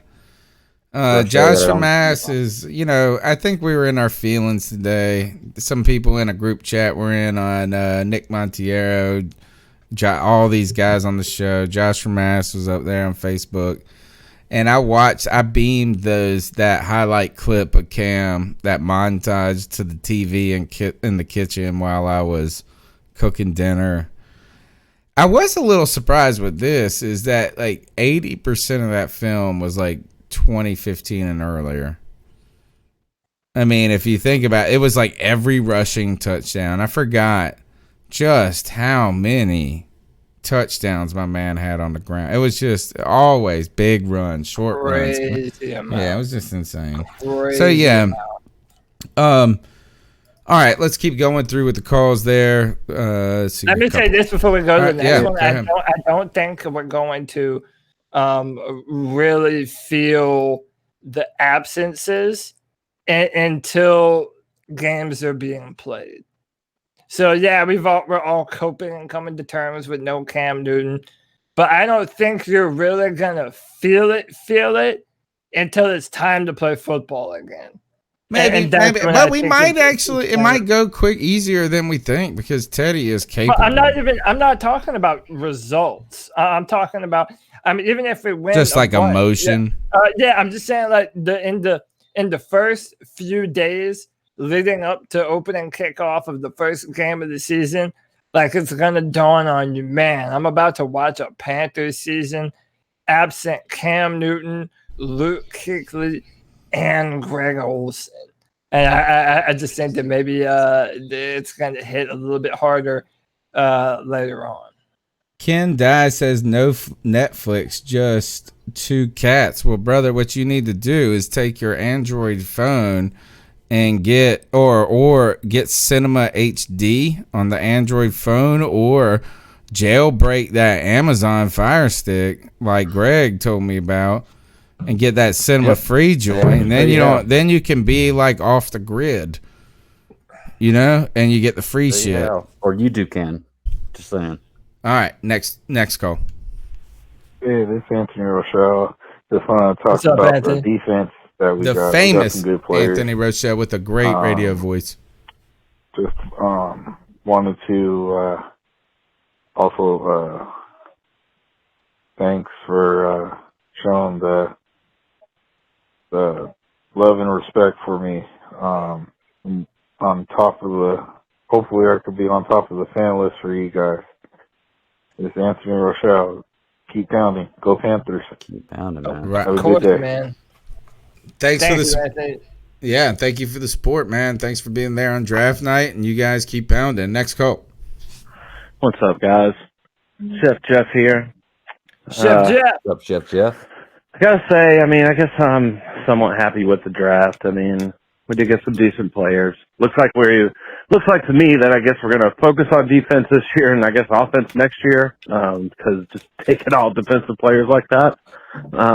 Definitely pissed we didn't pick up not one offensive lineman. So I guess we're going to see P.J. Walker at some point next year because Teddy Bridgewater ain't going to fucking survive behind that shit offensive line we got now. So we'll see on that. Definitely pissed that we passed on Isaiah Simmons. That was fucking retarded. Marty Hurney's supposed to be this round one, Guru. super genius. Well, he missed out on that one, I have to say. I like the pick we did get, but come on, you got to go with the generational talent. You just lost Luke. You have to get that guy. But whatever, we'll see. What else? Yeah, like I said, I guess it seems like we're going defense this year and hopefully offense next year, I guess. But I think we're on to it, Cody, overall, I guess with the draft and a quarterback I just wish and we would have 5 at least offensive picked up 1 or linemen. 2 offensive linemen, in the second or third round somewhere or something. But you can't get what you want all the time, and I'm losing faith in this organization, to be honest with you. They're not, to me, they're not making the right moves to rebuild. If you're going to rebuild, what better player to rebuild a defense around than Isaiah Simmons? What do I know?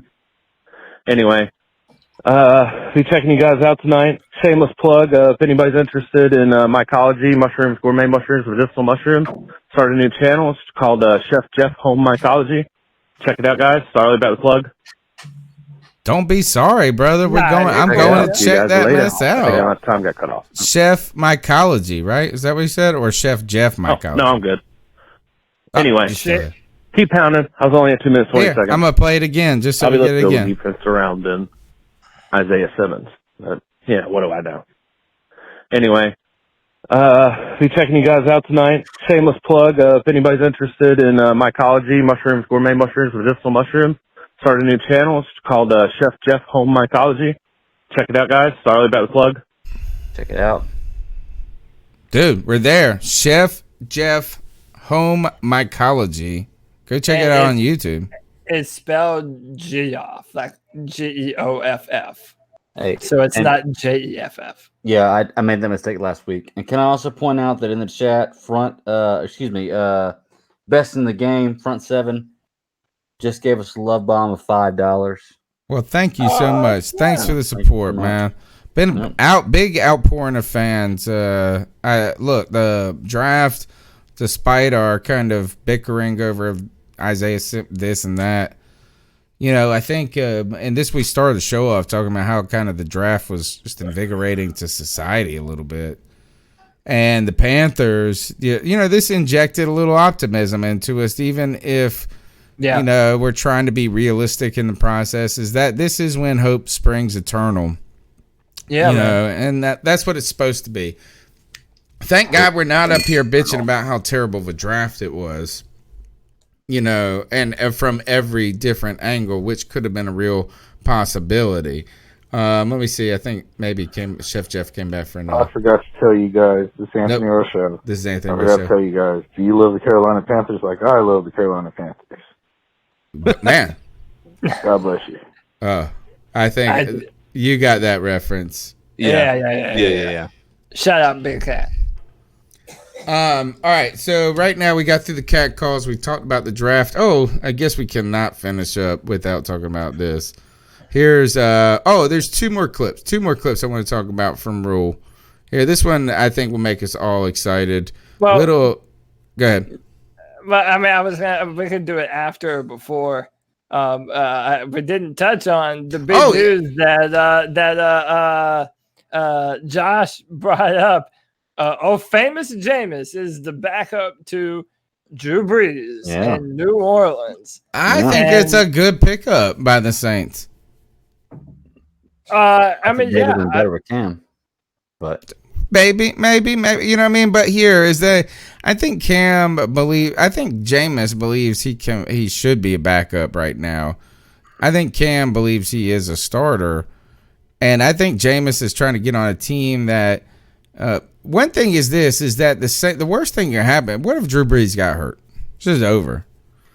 Potentially, Jameis could come in there and be with the tutelage of Sean Payton and some different things, and maybe not having. I don't know. Maybe it's a decent fit. A decent fit. I'm not saying he's gonna like a great thing. Like I was saying, he's gonna win the Super Bowl with him. But is that I would feel more comfortable putting Jameis in than Taysom Hill and saying the season's not entirely over. Dude, they gave Taysom Hill a first-round draft. Yeah, how about the money? Well, they didn't really get that. What they pay him? Dude, they paid Taysom Hill something. He's the second highest backup quarterback second highest paid backup quarterback in the NFL. Right, and he has a first round tenure. And he's a third rounder. He's a first round pick away. He's basically being paid as a weapon. He's not being paid as a quarterback. He's being paid as a weapon. Yeah, they're playing the game. That's what New Orleans is doing. They are playing the game.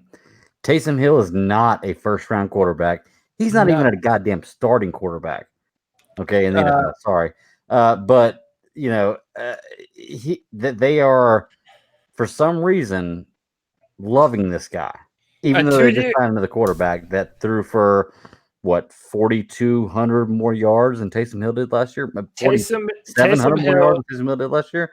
Taysom Hill signed a two-year deal valued at $21 million. With $16 million in guarantees. That is insane. What are we even talking about anymore, dude? Let them make that mistake. Dude, that's just blows my mind. Well, then the Jameis doesn't make any sense now that I hear that. I mean, like, you shouldn't need any. Jameis must have just signed on to be like a volunteer.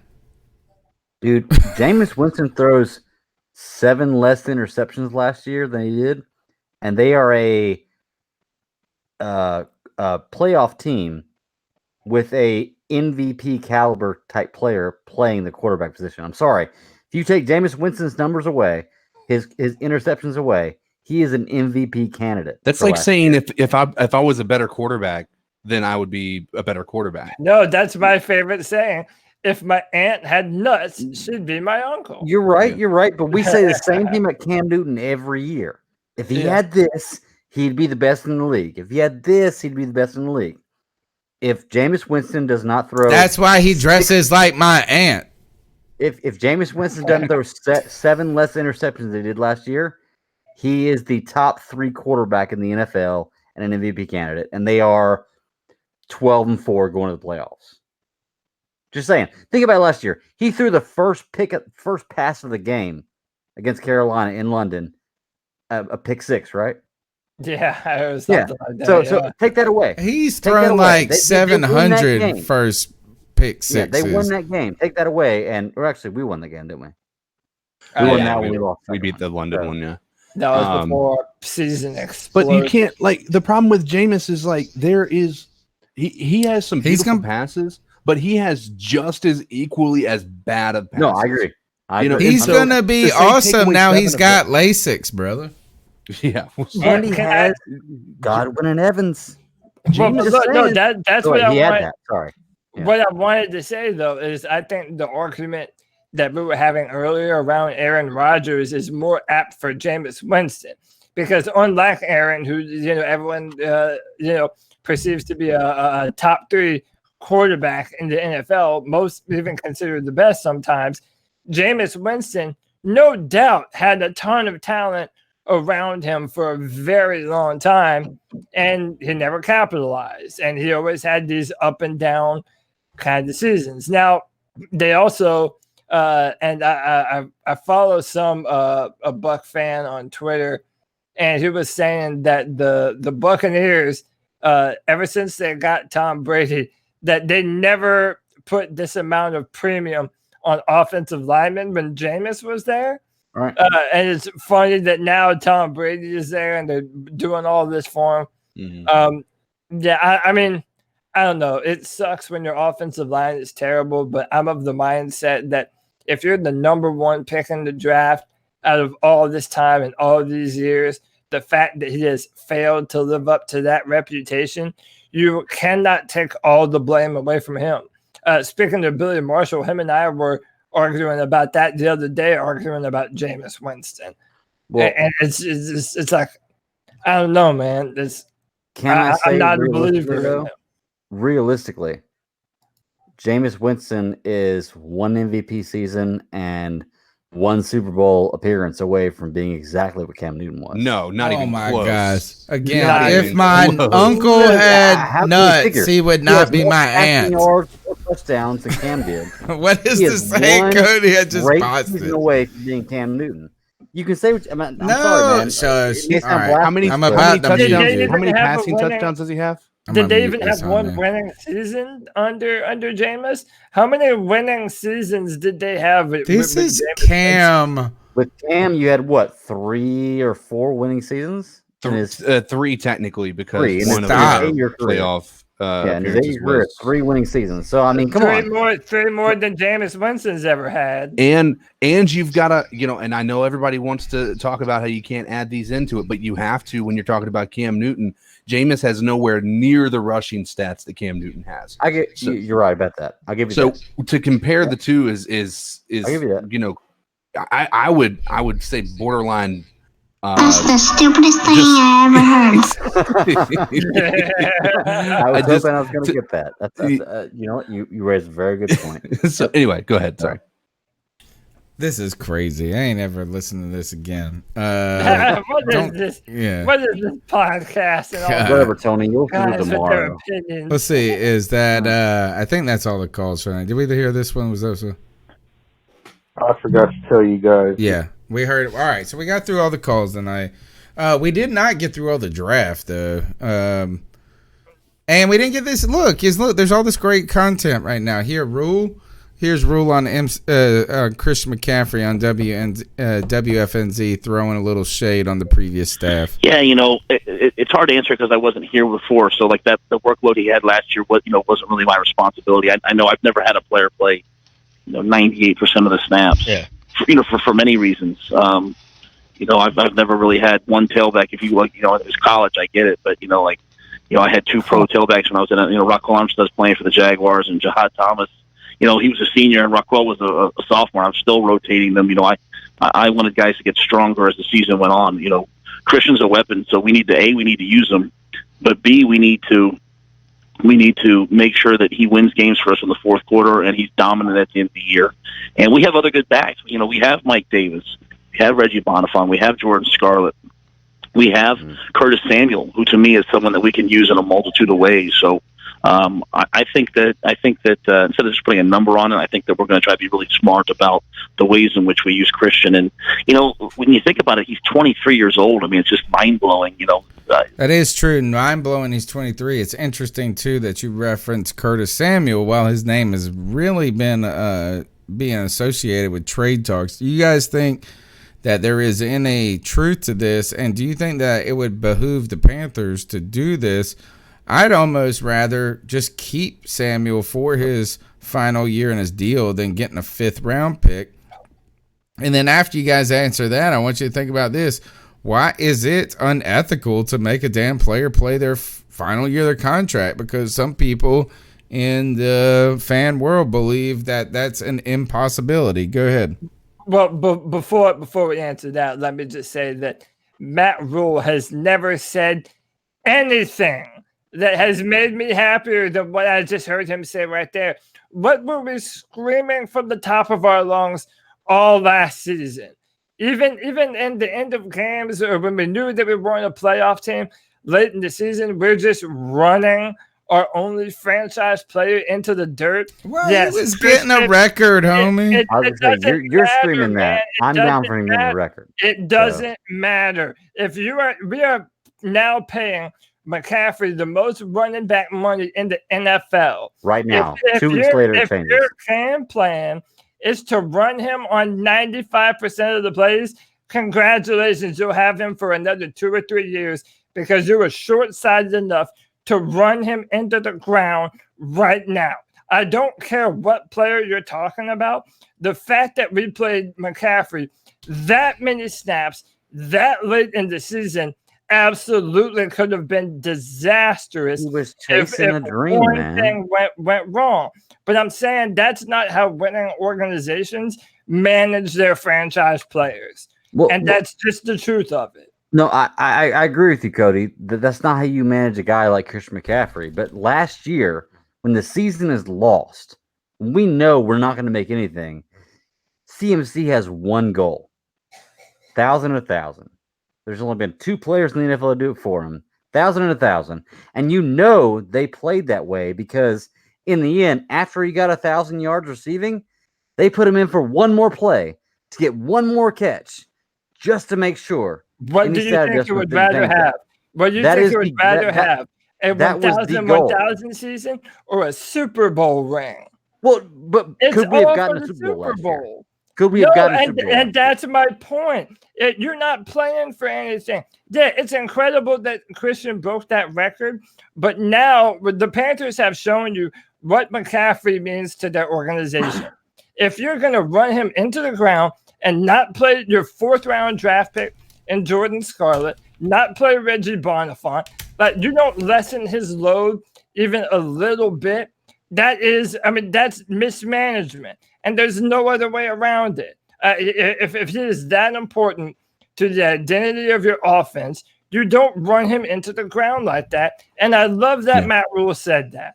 Matt Rhule just earned a ton of points in my book from him saying what he just said. So I take that means that whenever Christian McCaffrey drops one pass this year, you're going to blame him on coaching? No, it doesn't mean that at all. I'm just saying. It doesn't mean that at all. No. What you got to remember is that this is talking about, when we have that argument, it's a cumulative argument, right? When you have 15 different players missing 90% of their tackles, that's coaching. That's coaching, right? I'll give you that. When you have one dropped pass by a star athlete like Christian McCaffrey, that's just a player human mistake. That's going to happen.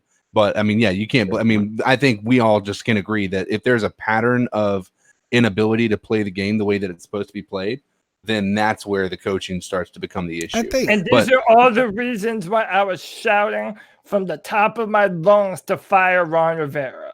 It was why I was shouting it the entire time. You were. You got it, buddy. You got it. They fired him.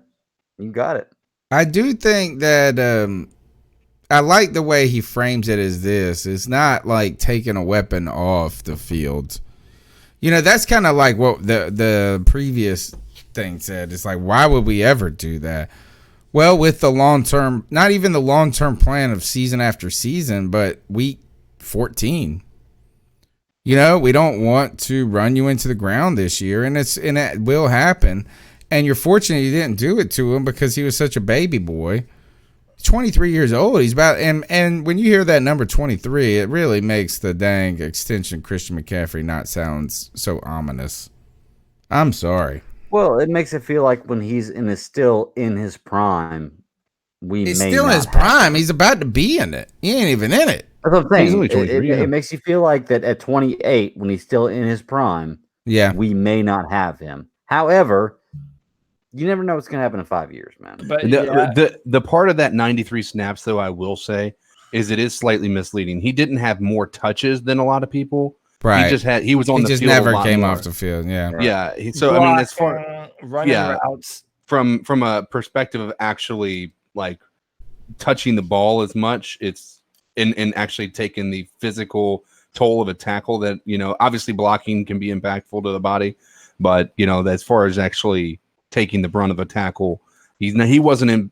As far as like if you look at statistically speaking, he's not even really close to the top as far as touches are concerned. For we didn't split them at all last year. No, that's what Demetrius Miller's saying. We saw that one play. Do you remember Reggie Bonifant ran a touchdown on his first carry of the year? I was there. I was at that. I was at that game. We were all there, weren't we? Then. Yeah. We were. That was the Jacksonville game.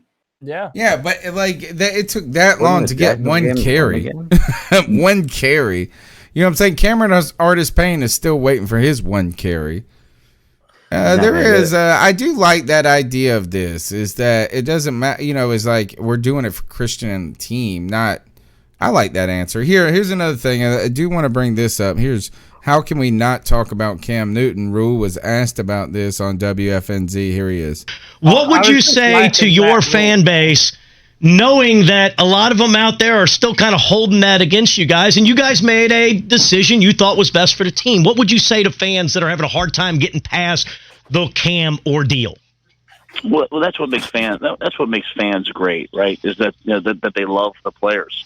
And Carolina is a place, probably more so than many fan bases, that really, really loves their players. And you go back over the years when players have left, it has been really bittersweet. More so than I grew up in a different part of the country. Players came, players left. It was a little bit different here. Yeah. The fan base is so passionate about the players that they've really held on to those things. I think we've addressed it a bunch. We did what we thought was right. We did what we thought was right for the future, and we're going to have to do that year in and year out. They do that with coaches. They do that with players.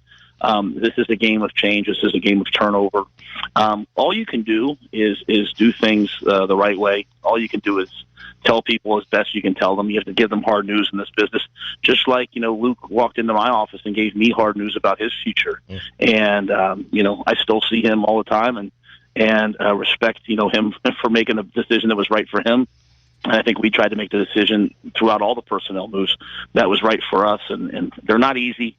You can understand why people are passionate, but that's what pro football is. And it's been that way since the dawn of time. And for us not to do what we think is right would not be good for the organization or franchise in the future. And that's not just about one decision. I'm just saying that about everything. So, we're going to have to be disciplined and make hard, tough decisions each and every year. And that's the only way that you can win championships. So the teams that have won multiple Super Bowls and are able to keep their roster, you look at the Patriots over the years, there's only been a few constants on that team. And so that's how we're going to position ourselves year in and year out. All right, giant problems with this response from my side. Number one is that, again, we hear the same effing answer.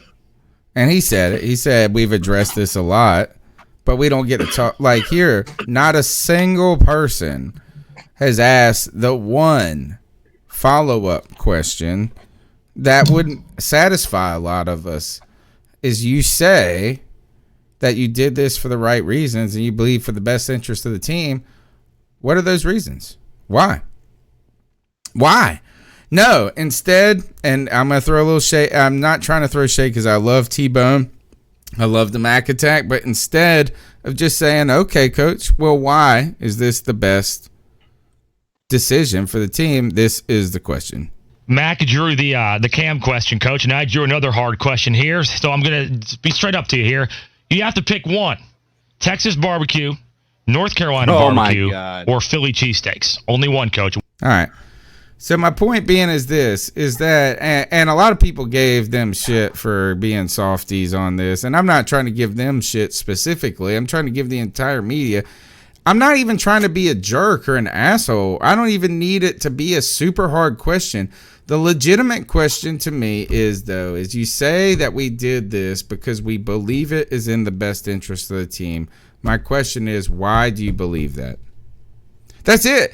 And if you just tell me, it would make me feel better. Andy Massey, who is a longtime friend of the show, writer on the website, he said this, he said because they really don't want to pay him and don't believe in his shoulder.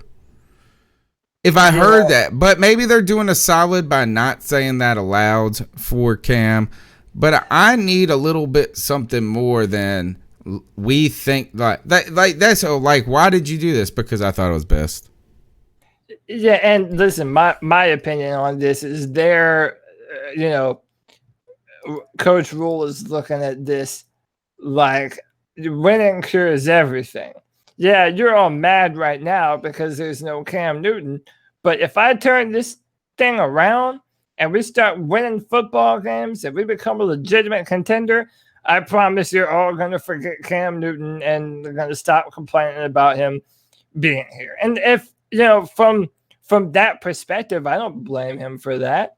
I mean, they made the decision that they made. It's not the one that I would have made, but they wanted to build their own thing. And their own thing did not include Cam Newton. And yeah, I just need to hear that almost, other than the coach speak. And I know it's never coming. The problem is that the reason that you don't see Mac Attack actually asking that question is mainly because if he asks that question, what's the odds if he continues to hound that question, making Matt Rhule look more like a villain by continuing to do that? What are the chances he's going to get Matt Rhule back on that radio show? I'm sure it's kind of like, somebody could just ask. That's why they don't even need to be them. They let them get away with this. It's not even an aggressive question. I don't even need to be aggressive with it, but just like, why do you believe that? Yeah, but I think would that keep you from coming back on the show that you're that thin-skinned? No, it's not a matter of that. Like, how when celebrities go into their interviews for like stuff, like the publicist beforehand says these topics are off limits. Obviously the reporters try their hand at that one topic at least once, but they don't push the luck a lot of times because then that celebrity or whomever it may be may walk out of the interview. And then all of a sudden now it's become, you look like a bad guy because you're continuing to ask questions about something they didn't want to talk about. But I think for him, it's kind of like if he continues to ask questions, or if we continue to ask questions about Cam and force him to answer them, there's not going to be a good answer, right? There's not going to be an answer. If somebody would have asked the question 3 weeks ago, though, then we could move on. We could have moved on. But if you're mad that Cam Newton is not a part of this football team, there's nothing that Matt Rhule is going to say to make you feel better. Yeah. Questions about durability along with contracts that we just want to find. It's time. We believe that it's best for everybody involved to start a new point in their careers. Yeah. Even that would be okay. But I don't understand how any of it's better or worse because it doesn't matter. It's incomplete. It's just missing. It's just like, trust me. It's like this is the best taco salad you ever had. Why? Because it is. Well, tell me why it's the best taco salad. Like, you know what I'm saying? Like, be able to tell me why you think that this is the best direction. We want to get younger. We want to we want to build in a different direction than from the previous regime. Something more than we just think this is right. I mean, you should be able to give us something. If you believe that vehemently about it, you should have a fucking reason or two. I think he believes vehemently that the Panthers are going to be a good football team after he's able to build for a year or two. And all he has to worry about is dealing with these kinds of questions now, and then he's never going to have to think about it again. Until we're all like, man, if we had Cam, right? If we had Cam, you're right, Tony. Let me ask you: if in 2 years, 3 years from now, okay, I'll give you 2-3 years, we are 12-4. Are we really any better than we were before? Hell yeah! If we don't win the Super Bowl. Yeah, really? If we're 12-4, I don't care what year. Right. If we're 12-4, man, I'm jumping up and fucking down, bro. No, I agree with you, but like I'm telling you, even if we don't win the Super Bowl, because you got an opportunity to get in the dance, you got an opportunity to win. That's the thing. Is this, and really, arguably, the reason that so many Panther fans were kind of resistant to change is we have been a competitive team. I saw Billy Marshall put out a tweet that said, hey, this is what bad teams do. And I'm like, what fucking team do you watch, homie? We're not the Bengals. We've been to the playoffs in the last 29 years. In fact, the last time I checked, we've been advanced in the playoffs. Like, we don't shit on what the Panthers have done. I'm not saying you guys are, but if we win 12-4, I don't care if it's in 3 years. I'm gonna be all Matt Rhule. I'm gonna be all whoever the fuck it is. 12-4 is a season that is amazing. And we were 11-5 in 2017, and we were really close, man. We were close. We weren't there. My question is 12-4, 11-5 any better than where we were 2 years before Matt Rhule got there? Yes.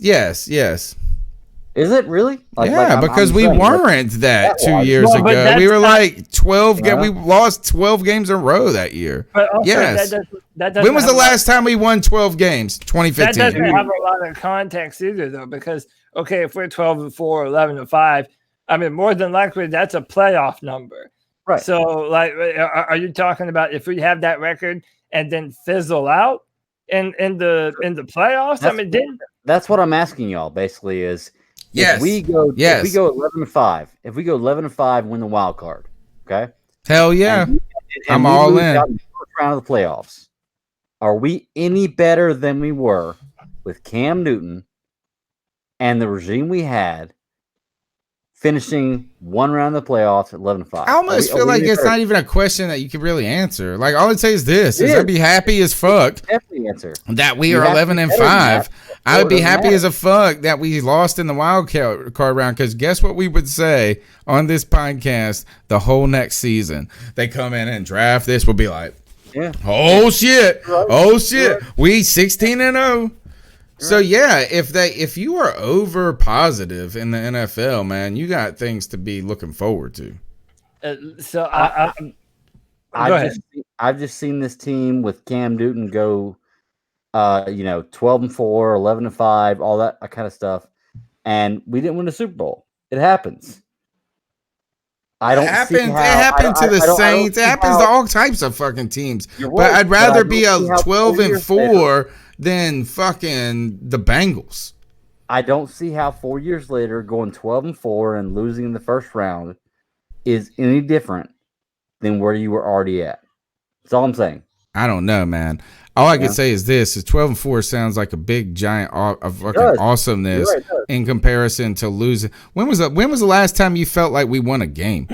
2 years ago. That's what it feels like, right? It sure feels like it. Good Lord. All right, guys, real quick on the back end of the draft, Cody, recap what happened after picks after the first 3 rounds, or the first 2 rounds, actually. Yeah, so tomorrow on Draft Tech, you'll be able to read my overall draft grades. They'll be posted on drafttech.com, so check that out. I'm reading a little bit of it now. I'll just read off the list. So after Jeremy Chinn, we go Troy Pride Jr. In the 4th round, 3rd or 4th. I don't have the rounds in front of me, so forgive me if I mess it up. He is a highly athletic corner who has only given up 5 catches of 25 yards plus in his career at Notre Dame. And in that time, he was targeted 175 times. And there was only 5 plays that went for more than 25 yards. Is he big enough? My question is this, is that when I saw that pick and everybody's so excited, I'm cool. I'm going to trust you guys. But I think Dante Jackson on one side, this guy on the other, we look really tiny. Yeah, they're not big guys, but that's why I think that you're going to see. And so, listen, forget about the positions that they're listed at, because I think that if you also look at, we'll go right next, Kenny Robinson, who was a safety at Virginia and then went to the XFL. And then Bravion Roy, a defensive tackle from Baylor. So there's your Matt Rhule Baylor picks that we were sure to have. Then corner Stanley Thomas Oliver switched from wide receiver to corner in 2018 and was a second-team All-Conference USA in 2019. So he's a position versatile player. So in my mind, forget if it says they're a safety, if they're a corner.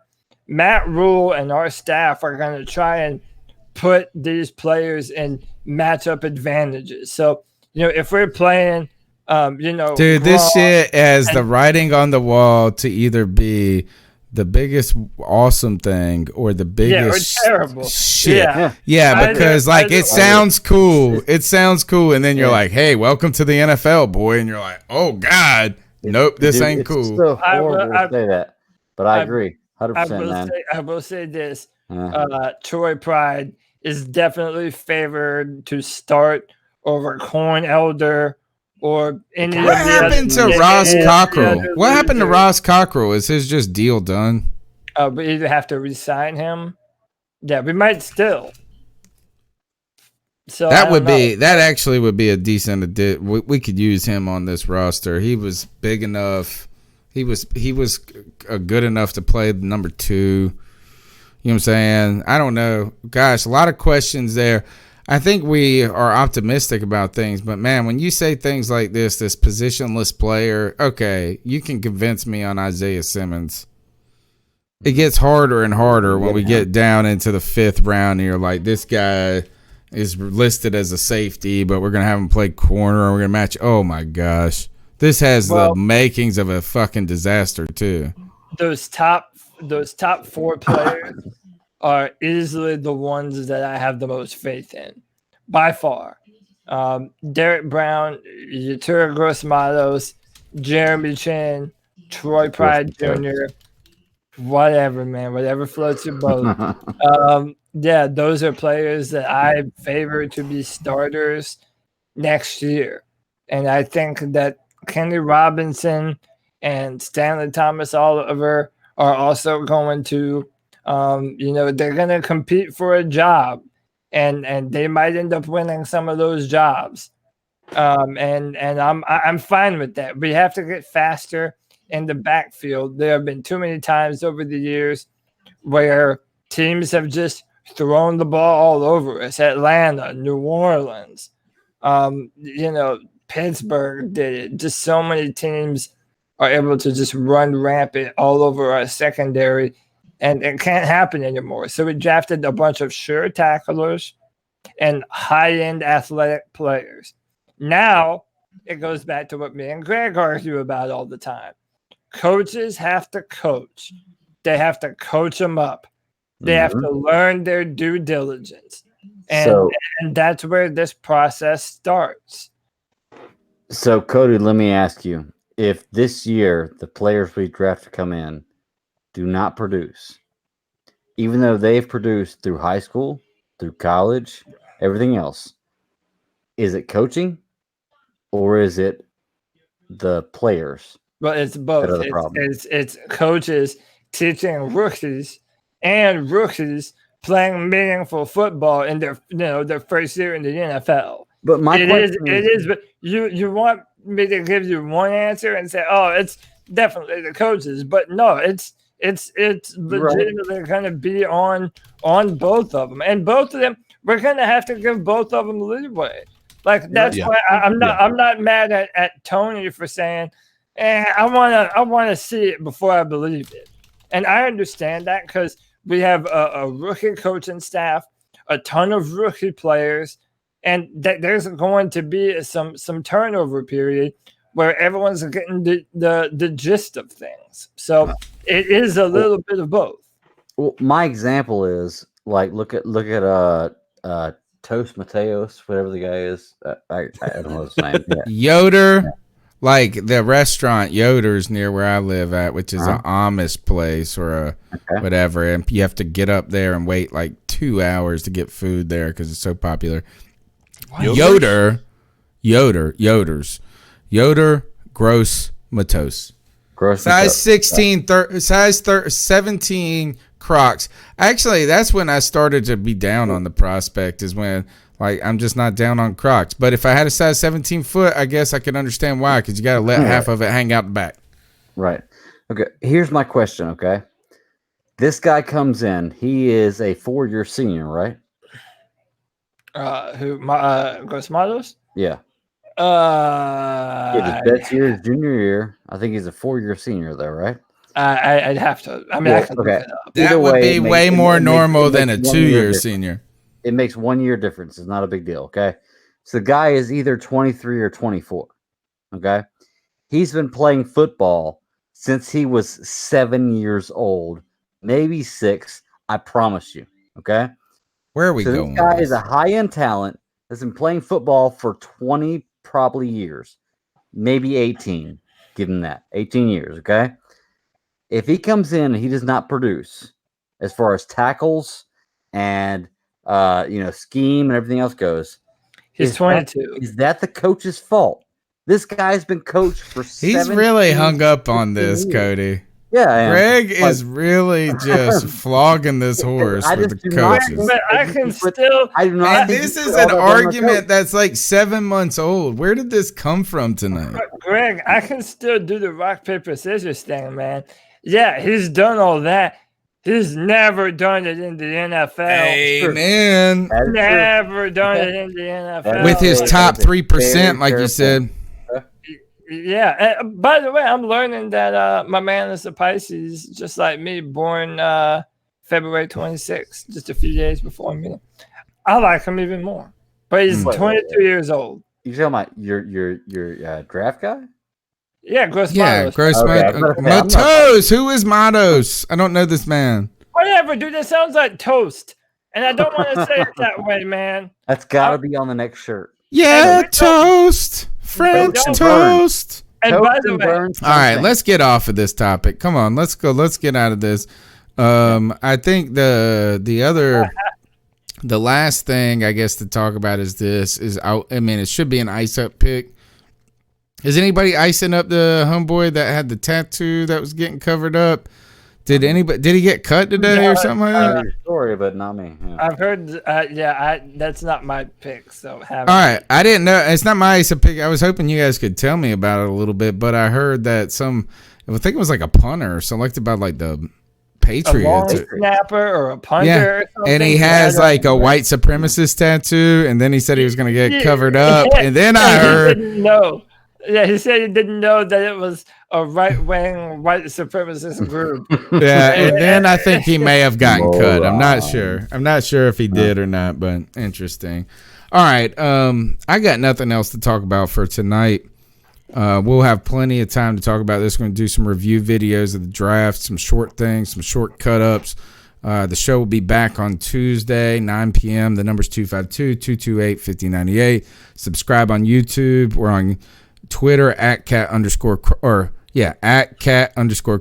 Facebook Carolina Cat Chronicles. Be a part of the show, man. Subscribe, but there's still 41. Look, we actually have more thumbs up than people watching, which is crazy. Good job, guys. Way to put those thumbs way up. We got one last segment to do, and that's the ice up picks, and I need somebody else to go first because I ain't got nothing really great at the moment. I'll go first. But I want to ask you, did you get that video I sent you earlier? Not ready to play it, but maybe. Okay. Where'd you send it? Then. You're good then. I'll change my sub pick because I have one that came very shortly after that in real life. I was at Walmart earlier. Well, can I go?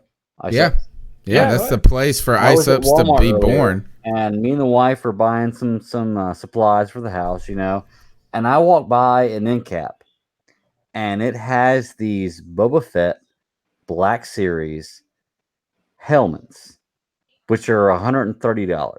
Okay, that's what you're gonna pay for them if you want to get one. $130. And they charge that at Walmart? No, well, wait. For $9.97. Oh, $9.97. Okay. Did you buy all of them? I wanted to buy all of them. I really did. But when I rang them up, they all rang up for $130. Oh, good. So to Walmart, I say ice up because I don't care if it was somebody making a mistake. I don't care if it was whatever. I don't care. You said roll back the prices, bitch. Yeah. I would have worn it all night tonight in the show. My Boba Fett mask. Ice up Walmart because you said they were $9.97. I was going to buy 11 of them, and I didn't. So $130 ice up. There you go, Walmart. Ice up. Roll back the prices, mug. Right. God. Does CK, you want to go next? No, man. He's thinking hard. He's like me. We're over here trying to figure out what the ice ups are. You gotta step your game up. This is 2 weeks in a row, man. You gotta. I know. You're right. I came strong last 2 weeks. I've been so focused on that video editing stuff. I have not even read the news. You know what's awesome? We should ice you up because guess how long that clip is in reality? 30 seconds. Yeah, and how many hours of your life does it take? 30. Nope. I feel you, man. All right, go ahead, Cody. Yeah, mine is actually very relevant to the Panthers and a bunch of idiots online, man. So let's talk about Derrick Brown. Derrick Brown was drafted, and this website, BSO, Black Sports Online. So, it's from a black perspective, and it talks about issues in that community. But he referred to, he put out a story on Derrick Brown and said how he and his baby mama love to be involved in their child's life and be active with her. And this pissed off Derrick Brown, and Derrick Brown took to the man on Twitter. I'm hoping that this is it right here. So Derrick has since deleted the tweet, but pretty much it was like, "Hey man, this is my girlfriend." This is put some respect on her name. You're out here calling her baby mama, trying to represent the black community, and you're using these stereotypical terms. And the dude's name is Robert Little, who runs the website, and he's a piece of shit. He has misquoted players a ton of times. He said he's had a bunch of players get pissed off at him before, and this is not the first time it's happened. He's always causing trouble with the players that he claims to be representing and trying to uplift. Like, you're a hypocrite, and then he wants to go at Derrick Brown. Like, Derrick Brown is the one who's sensitive. Dude, say that shit to 325-pound, 6'5" Derrick Little, and see if he doesn't put you in a hole in the ground, dude. Mm-hmm. Like, watch your mouth. These players, they're on Twitter as well. They see what you're saying. Have some class. And so to Robert Little of Black Sports Online, ice up, son. Ice up. Ice up. My ice up pick is probably going to be controversial in this fact is I'm icing up the social media stone throwers, the rabid lock down the world's people when it came to COVID. Mm-hmm. Is that, look, because I don't know what the right progression of events is. I'm not going to claim to think that I know what it is, but I'm icing up y'all people that now, just because you're becoming a little restless at home, because you are getting tired of quarantine life, that you're all like changing your tune to people who were just trying to be realistic about wash your hands, keep good social practices. We don't have to I'm like, hey, I went to fucking Italy, came back. I mean, I wasn't like, somebody told me, you're lucky you made it out of there alive. No, I wasn't lucky I made it out of there alive. If I would have died, I would have been unlucky.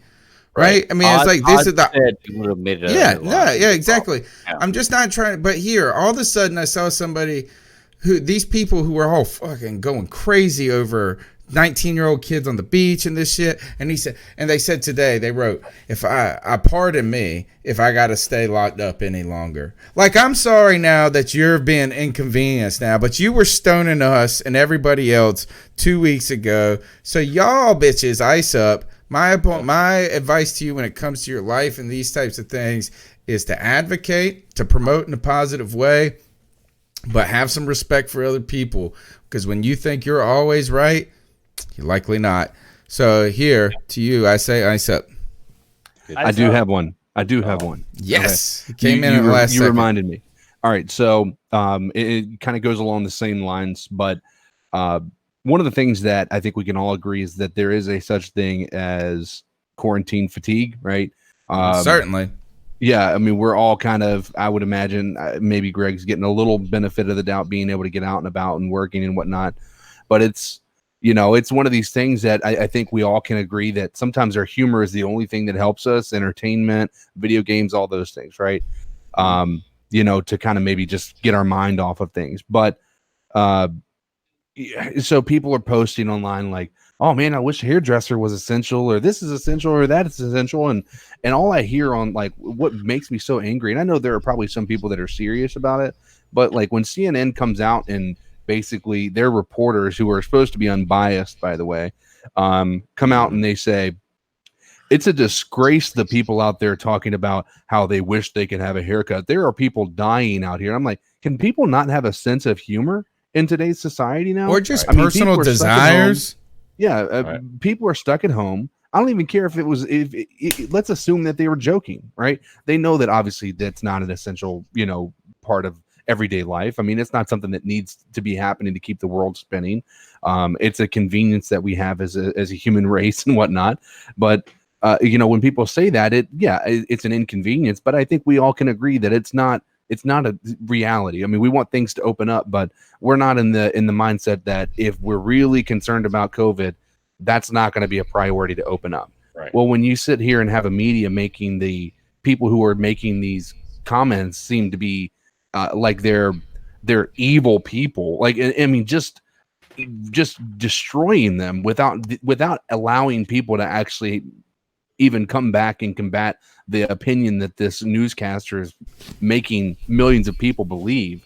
That's what it just frustrates me beyond no end, because they have this platform and they use it and they distort it. And I'm not a Trump fan, but when you start seeing how they distort the Lysol being injected, never once did he say, we're going to inject Lysol into people's arms, right? That never happened. I am not a Trump fan by any stretch of the imagination, but I am a realist, and You're actually pushing people towards him by being more ridiculous. Well, and I would say this is I'm not going to talk about my feelings of Trump, because they're actually getting worse each day not because of him, but because of the others. But I do think that there's a good point to that, CK. Is I want to say this is, that's interesting, Mr. CNN guy. I never said that person life didn't matter. I just said I want a fucking haircut. Yeah. Right. You know what I'm saying? Like, I mean, it's not either or. It's not like I get a haircut or this person dies. No, exactly. It's not the it's real. Not like one affects the other. Exactly. I mean, they might be related in a larger scope and a giant scale. But it is interesting because so many people demonize my family and myself, really personally, because we went to all this stuff, and I'm like, guys, ain't sick. We wash our hands. Like, have some sense, man. Yeah, and if you want to say you're being safe, that's fine. That's cool. Yeah. But it's genuinely terrifying how much everyone is just willing to be sheep and just do whatever they're told. Thank you. To do whatever hey, you're a governor or whatever says you better not leave the house for the next however long. And by the way, I'm not a Trump guy either, but when you see this happening where the government has now said this, and you better not leave your house. But dude, what are we, fucking China? Like at a certain point in time, you have to weigh the pluses and the minuses of, okay, what are we doing? Too much long-term damage by having our country completely shut down for far too long. Like maybe it's inevitable that there's going to be collateral damage. But at a certain point in time, it's like, are you being safe, or are you just being forced inside because the boogeyman might grab you? And what if the governor comes out? What if the governor comes out and says it's safe today? Do we just all of a sudden walk out blindlessly and fucking start picking our nose and licking doorknobs? No. Tony, do you have that video I sent you? Oh, in the chat where'd room? You send it to? In the chat room, in the YouTube, in the Twitter chat. This video describes exactly how I feel right now. Exactly how. If you are at home right now and you're quarantined, this video describes you perfectly, because we don't know what's going on, man. We really don't. And you know what? They don't either. When I say they, I mean the government. They have no idea what's going on. Okay, so we can't hold them accountable for not knowing what's going on because we don't either. There's no way of knowing. Yeah. But you have to have some kind of plan in place. Right, you know? and it goes back to Tony's point too. It's like you can't freak out on people. Right. Whose lives are, the coronavirus is scary. And, Here, do we have to watch it or can we just play it, Greg? You can just play it. You don't have to watch it. Let me see if you guys can you guys Listen, hear this? A lot of you have probably heard. That's the ads. Here we go. Yeah, I really don't understand why everybody is. My wife maybe watched Very this. clear. Yeah. So let's take a minute and let's go over them again. First, you must not leave the house for any reason, unless of course you have a reason, and then you may leave the house. All stores are closed except those that are open, and all stores must close unless, of course, they need to stay open. This virus is deadly, but don't be afraid of it. It can only kill people who are vulnerable and also those who are not vulnerable. We should stay locked down until the virus stops infecting people. And it will only stop infecting people if enough of us get infected that we build immunity. So it is very important that we get infected and also do not get infected. You should not go to the doctor's office or the hospital unless you have to go there. Unless, of course, you are too sick to go there. This virus has no effect on children except for those children in which it affects. The virus remains active on different surfaces for 2 hours or 4 hours or 6 hours, but in most cases it's days and not hours, and it needs a damp environment or a cold environment that is warm and dry in the air, unless the air is plastic. Schools are closed, so you need to homeschool your children unless you can send them to school because you are not home. If you are at home, you can school your children using various portals and online classrooms unless you have poor internet, more than one child, only one computer, or you are working from home. Baking cakes can be considered math, science, or art. If you are home educating, you can include household chores. All right, so anyway, it does. And look, I'm not trying to tell you guys what the answer is. I'm just saying, let's have some sense about casting stones on people. That's really what mine was at. It's like, gosh, is they would demonize anybody, and now they're like, I can't wait to walk my fucking dog. Well, I get so mad when people just would judge me for licking doorknobs. I mean, it was just it's so unreasonable. I was just building up my antibodies, asshole. Yeah, dude, come on now. I'm just trying to build up them good old white blood cells. All right. This is I get it. The one guy who had his hand on the doorknob and I licked it. That was weird. I get it. But did you guys hear about the guy though that went around licking doorknobs to prove that what happened? An old and story, then he got corona. Oh, it's not real. Okay. Yeah. I'm a sheep. No, it's real. It's definitely real. The guy did it. This is the C3 Panthers podcast brought to you by CarolinaCatChronicles.com. Every Tuesday night, we're here chopping it up for way more time than you are comfortable listening to, except for all of those people that actually watched the entire damn show tonight. You guys are effing awesome, man. Guys. Over 2 hours and 52 minutes and still 40 people watching live. You can't beat that. I'm sorry. That's commitment. That's keep pounding. That's Panther Nation. Smash the thumbs up button. Subscribe on YouTube, iTunes, TuneIn, Stitcher, Google Podcasts, whatever. Wherever the hell you listen to stuff, just Google the C3 Panthers podcast. We're here. My name's Tony Dunn, at @cat_chronicles. The Bat Daddy, the Stat Daddy. I know you got some shows, lots of shows. Give us a plug. Oh man, you know what? I am at the Bad Daddy 52. You can find me on Twitter, and I run one show, the Super Civil Service Podcast, excuse me. Which, by the way, CK is going to be on this week, covering the Two Towers. But we also have a big announcement that in a few weeks we are joining a network, and we're going to have a lot of shows going on. So if you're a geek, check us out. CK, I can't wait to have you on. Two Towers, MCU news. Man, it's gonna be fun. Yeah, gonna be having a blast for sure. Yep.